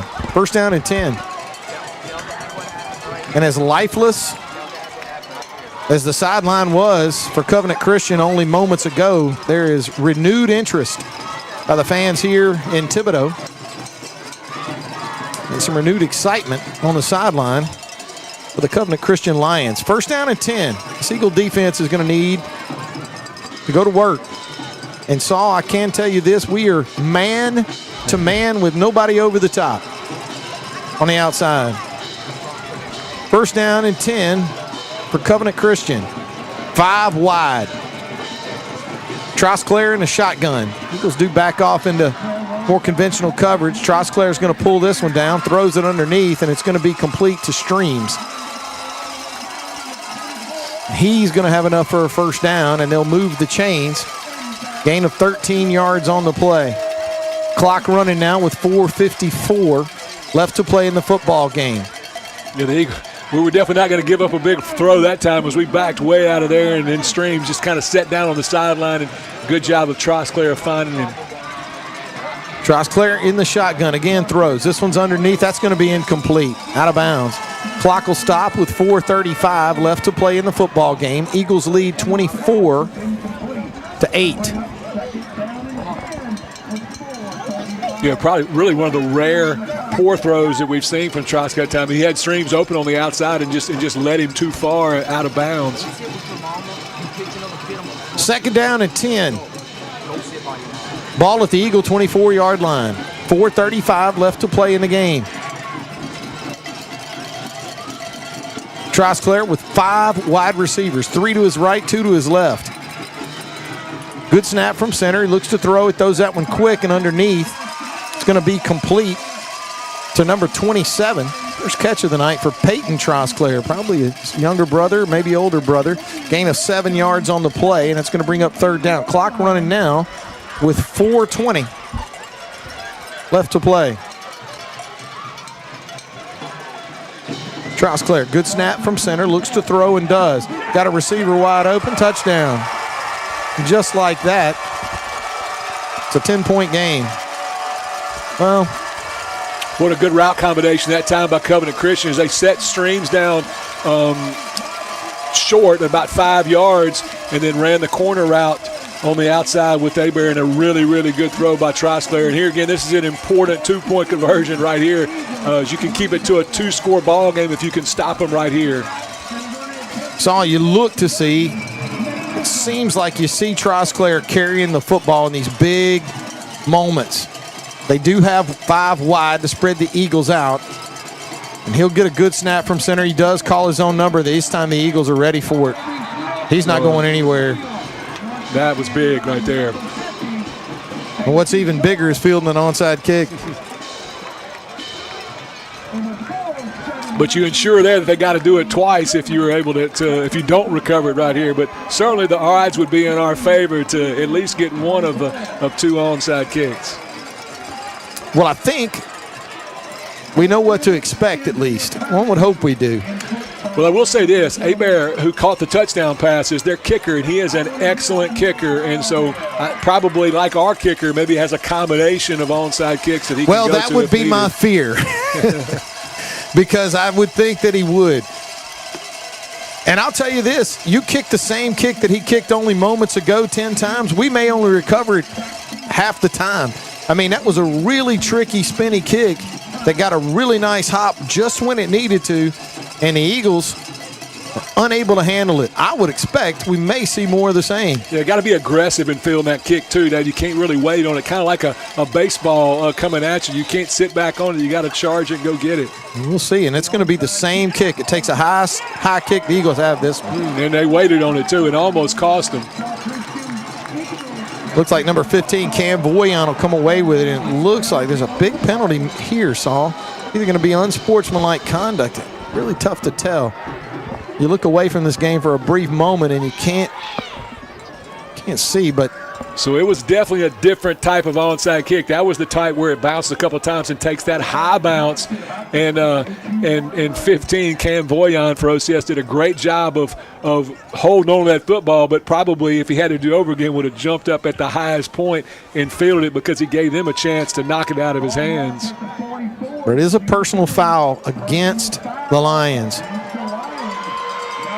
And Saul, this is when this Eagle offensive line and these two running backs who have done such a great job tonight can put this one away. And once again, that stop on the two-point conversion is so big right here because, I mean, they've got to score twice, and so it puts all the pressure, not that they didn't have pressure already, but it's a lot more pressure to try to score twice here, especially with the Eagles having the football. So just got to pick up a couple of first downs and get out of here. First down and 10 for Ouachita Christian. Following the penalty, they're going to have great field position already in Lion territory at the 41. They give this one inside to Leonard. A really tough run that time by Macon as he picks up 2, but more importantly, the clock rolls. And it looks like we're going to have a timeout taken by Covenant Christian. Another Campbell and House attorney at law. Timeout. Don't get played. Call Wade, 318-855-0285. So, I think here the big thing is that I think Covenant Christian has 2 timeouts left here. So the Eagles have got to do a good job of trying to make them use both of those timeouts in this situation to try to run this clock out here. Officiate. I want to play family, but I'm the mom. Got a few other scores to pass along here while we're waiting for this game to resume. South Plaquemines leads Mangum 28-12. Logansport on top of Franklin 21-6. General Trash leads Jeanerette 36-8. Gina trails Lourville 14-12. Sterlington Oak Grove, a little tighter game, 36-26 in the third quarter. Sterlington on top in that game. Second down and 8 for the Eagles. They go with Turpin. Turpin's across the 40. Now he's across the 30. Going to be run out of. There it is. There's the horse collar. You can almost see it, Saul. We couldn't definitively see it, but all of a sudden his feet were in the air, and that looks like it's going to be a horse collar tackle. Another unsportsmanlike conduct penalty. It's going to be huge. Turpin already picking up 16 yards on the carry. Looks like they're going to probably tack on another 15. And another really good run and call by Drew Bedrine that time. Great run by Turpin. I couldn't tell. Looked for sure like a horse collar. Might even got his face mask when he came around. Wait for the official call here. It is a horse collar tackle against them, and that's 15 yards, and that's going to be enough. Well, they already had the first down, but that's going to be a big one there. That's going to put the Eagles all right outside the 10-yard line. It's going to be 1st and 10 at the 12 inside the Washam Agency red zone at the Lion 12-yard line. Clock is not working in the favor. Yeah, he's going to run the clock Covenant now. Christian. I guess they're not going to take a timeout here, David, so that's going to run it down, almost to 3 minutes once we end up snapping this football. Eagles are actually, Saul, when's the last time you saw us huddle? I like it. 20 seconds on the play clock. Luke will let this one run down.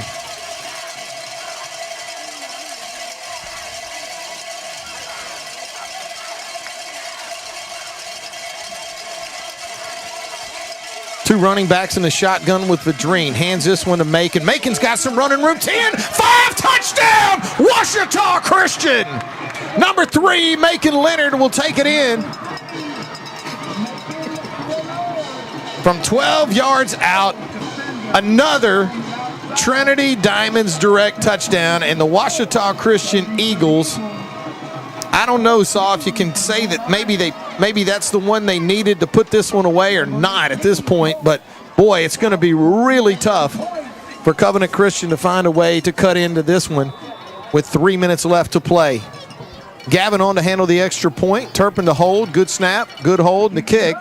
It's no good. Hits the upright. 3 minutes left to play in the game. Ouachita Christian 30. Covenant Christian 14. So while it looks like OCS has taken control of this ball game, of course we never say never. We've seen crazy things happen, but I will say this: it's a much tighter ball game up the road in Donaldsonville, as it's 28-28 between Ascension Catholic and Riverside in the fourth quarter. A lot of people, looked at that game and Ascension Catholic. They, look at all. Riverside's they're just a different team this time of the year. Saul, you mentioned they played in the state championship last year. I mean, they seem to play well in these moments late in the season. And I'll tell you what, that's a heck of a football game going on over there. Got a heck of a game still going on here. I mean, one flick of the wrist and Trosclair can cut back into this Eagle lead instantly. Gavin is going to tee this one up at the 40-yard line, and it looks like he's going to take his run up this time. Saul kick the last one into the end zone.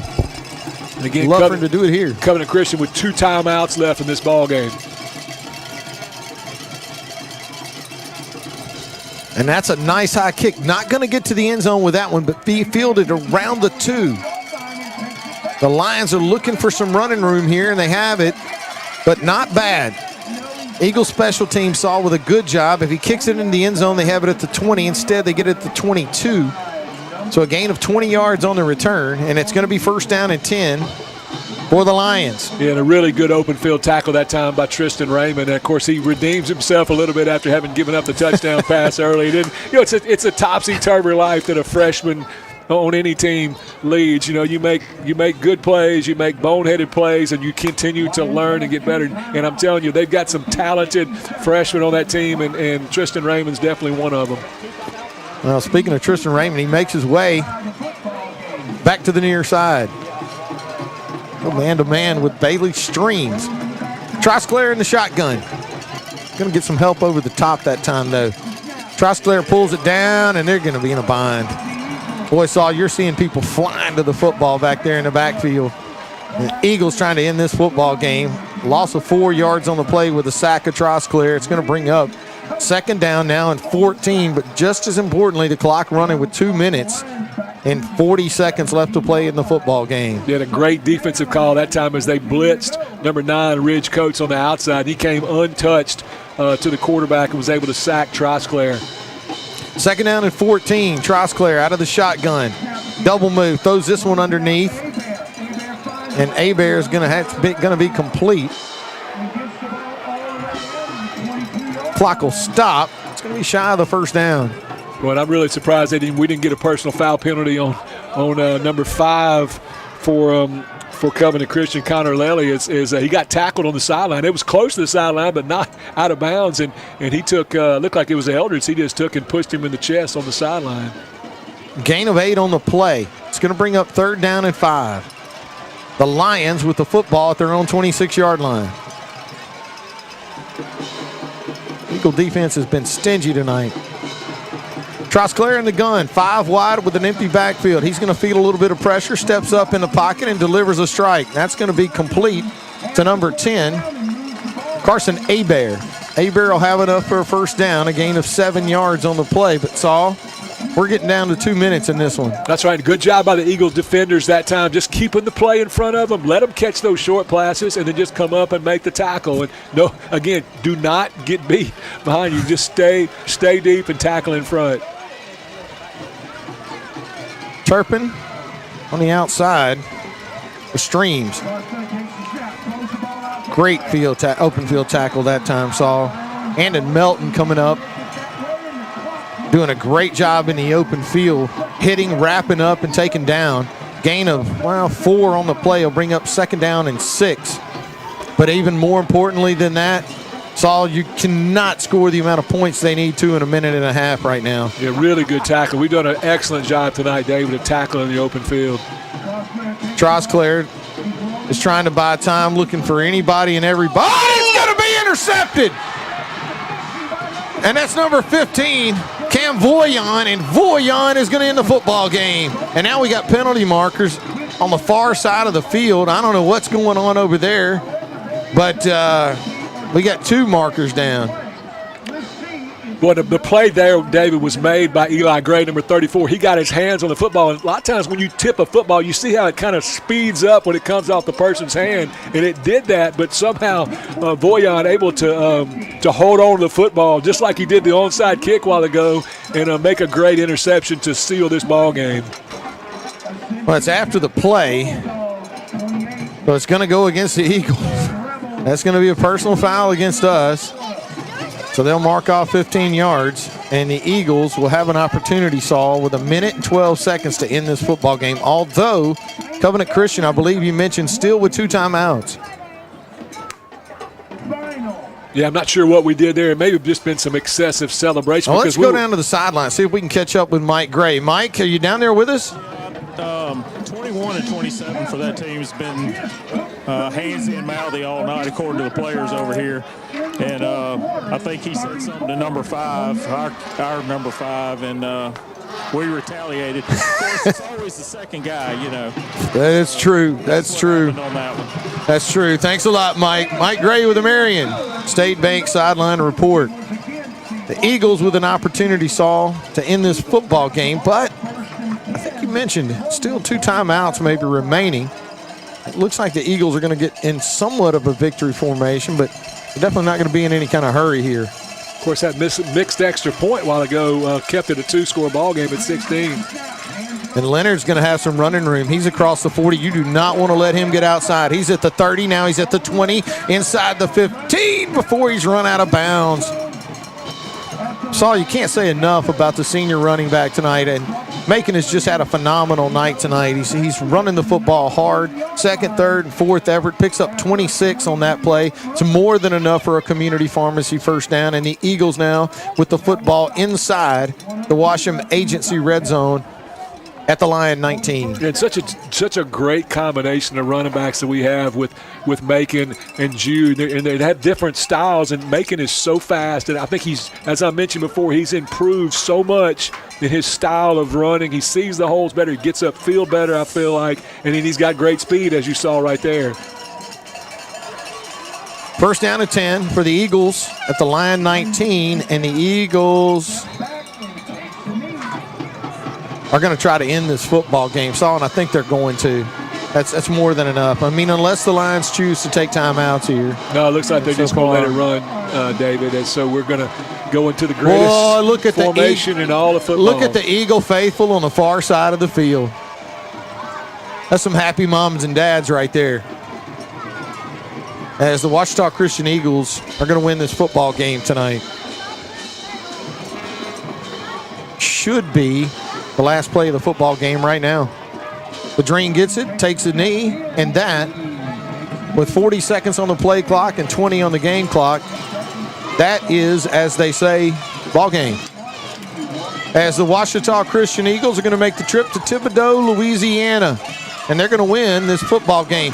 Saul, please tell me we got a score from Donaldsonville. We have a score. It's not over yet, though, but Ascension Catholic leads Riverside now 34-28 in the fourth quarter. Coach Fitz, you saw having a moment right there with one of the players from here at Covenant Christian. These young men from Covenant Christian played a heck of a football game tonight. Hey, he got dinged for a personal foul call, but I'm still going to tell you my favorite player on that team, number 21, saw it 5'5". I mean, that guy played out of his shoes tonight. Yeah, you talk about heart and players playing bigger than what they are. I mean, I think he's the only one on the field that doesn't know he's 5'5", because number 21, Lucas Lally played a well of a ball game, and we knew it was going to be both these teams played hard, played physical coming into the game. Both defenses, giving up 11 and 12 points, respectively. So pretty evenly matched defensively and offensively. And who knew that we'd have a 3-0 ball game at halftime? I'd have never predicted that. But just a great job by the Eagles of taking control of the game in the second half. Well, let's go down to the sideline and check in with Mike Gray in a Marion State Bank sideline report. Mike, how you doing down there? The old saying, it's not the size of the dog in the fight, it's the size of the fight in the dog. And number 21 is the epitome of that during that game. But I like the way we took control, line of scrimmage. We made some blocking adjustments, and it certainly paid off. And that's a good ball team. They come out throwing the ball there those last couple of drives. And like Saul said, that extra point miss was kept it, 2-score game. So it wasn't over until it was over. So glad to see it. Thanks a lot, Mike. Mike Gray with a Marion State Bank sideline report. Saul, I don't know. Have they gone final? Well, I can. I'm updating this as rapidly as I can, David. Let's see here.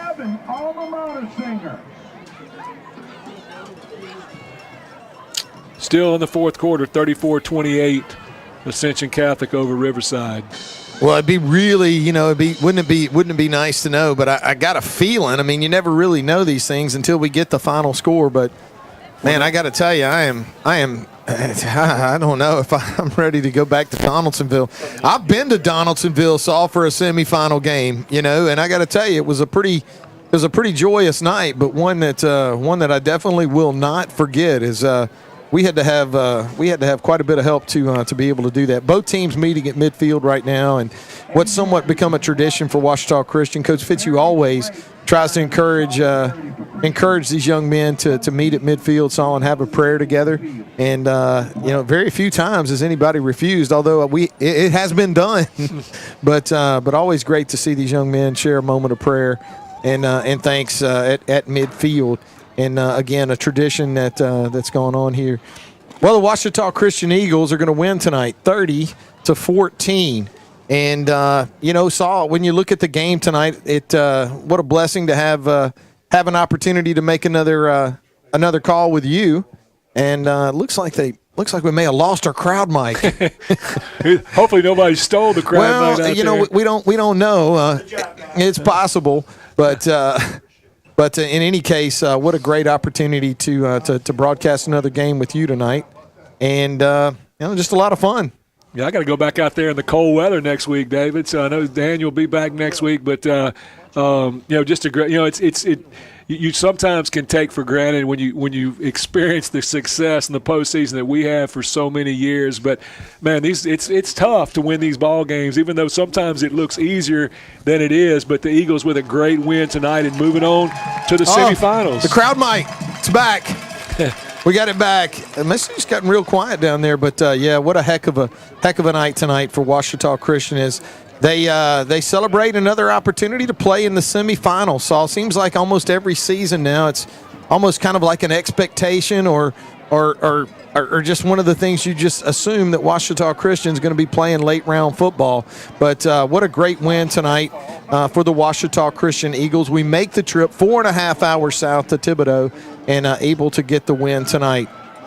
I don't think we don't have any official word right now that they've gone final in Donaldsonville. So I guess we're just going to have to assume that. I will say this: it's now 40-28 Ascension Catholic. So I think we put it on the board that I think we're going to be making the trip to Donaldsonville. And I was at LSU when you played many years ago. That was many years ago. 1988 versus Ascension Catholic. And at the time, the greatest running back in the history of high school football, or at least in terms of yardage, the Juice, Jermaine Williams, playing for Ascension Catholic. And you guys went down there, and I mentioned it before the game, one of the best road wins that I've seen us have in these many years of big playoff road wins. You and the Eagles were able to get it done in the semifinals, and hopefully this 2024 version of the Ouachita Christian Eagles can get it done in Donaldsonville next week as well. That's going to be a good football team in the Ascension Catholic Bulldogs. And the Eagles have faced Ascension Catholic on numerous occasions, but it's been a long time since we've had a semifinal game in Donaldsonville, and it looks like that's where the Eagles are going to be headed. I want to thank everybody for tuning in tonight. It's been our pleasure. I want to send a special thanks out to Heath and Brandon McQuillan, especially Heath. He had to come down, and the amount of work that goes into this live stream, been getting compliments from so many people on my phone, as they say, blowing up with compliments from people that are back in Monroe, able to enjoy the game tonight, and a heck of a football game that it was. 3-0 at halftime as the Eagles come back to win this football game 30-14. I want to thank all our guys with the live stream tonight, the camera work, the operation, and everything that Heath and his group were able to do. Also want to send thanks out to Mike Gray with the Marion State Bank sideline report, and Mike down there doing yeoman's work in the cold tonight. And, of course, Donnie Haley bringing us all the numbers from tonight's contest. I can assure you that he is feverishly up here doing what he does, and of course we want to mention and send our shout out to Daniel Kirkendall as he's out of time. But I'm saving the best for last, man. The guy that came in out of nowhere, came in from retirement, came in out of the bullpen to help tonight in Saul Graves. And Saul, what a great opportunity. It's a blast to do this game with you this week. And I hope you enjoy the cold next week as Daniel and I are in the press box. Yeah, any of these cold playoff games, David, I'm happy to help as long as they have a press box. If you're broadcasting outside, I'm not interested.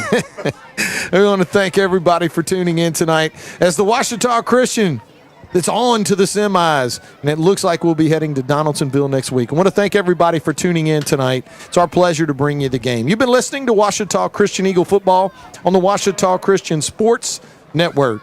Thanks for tuning in. Have a great evening.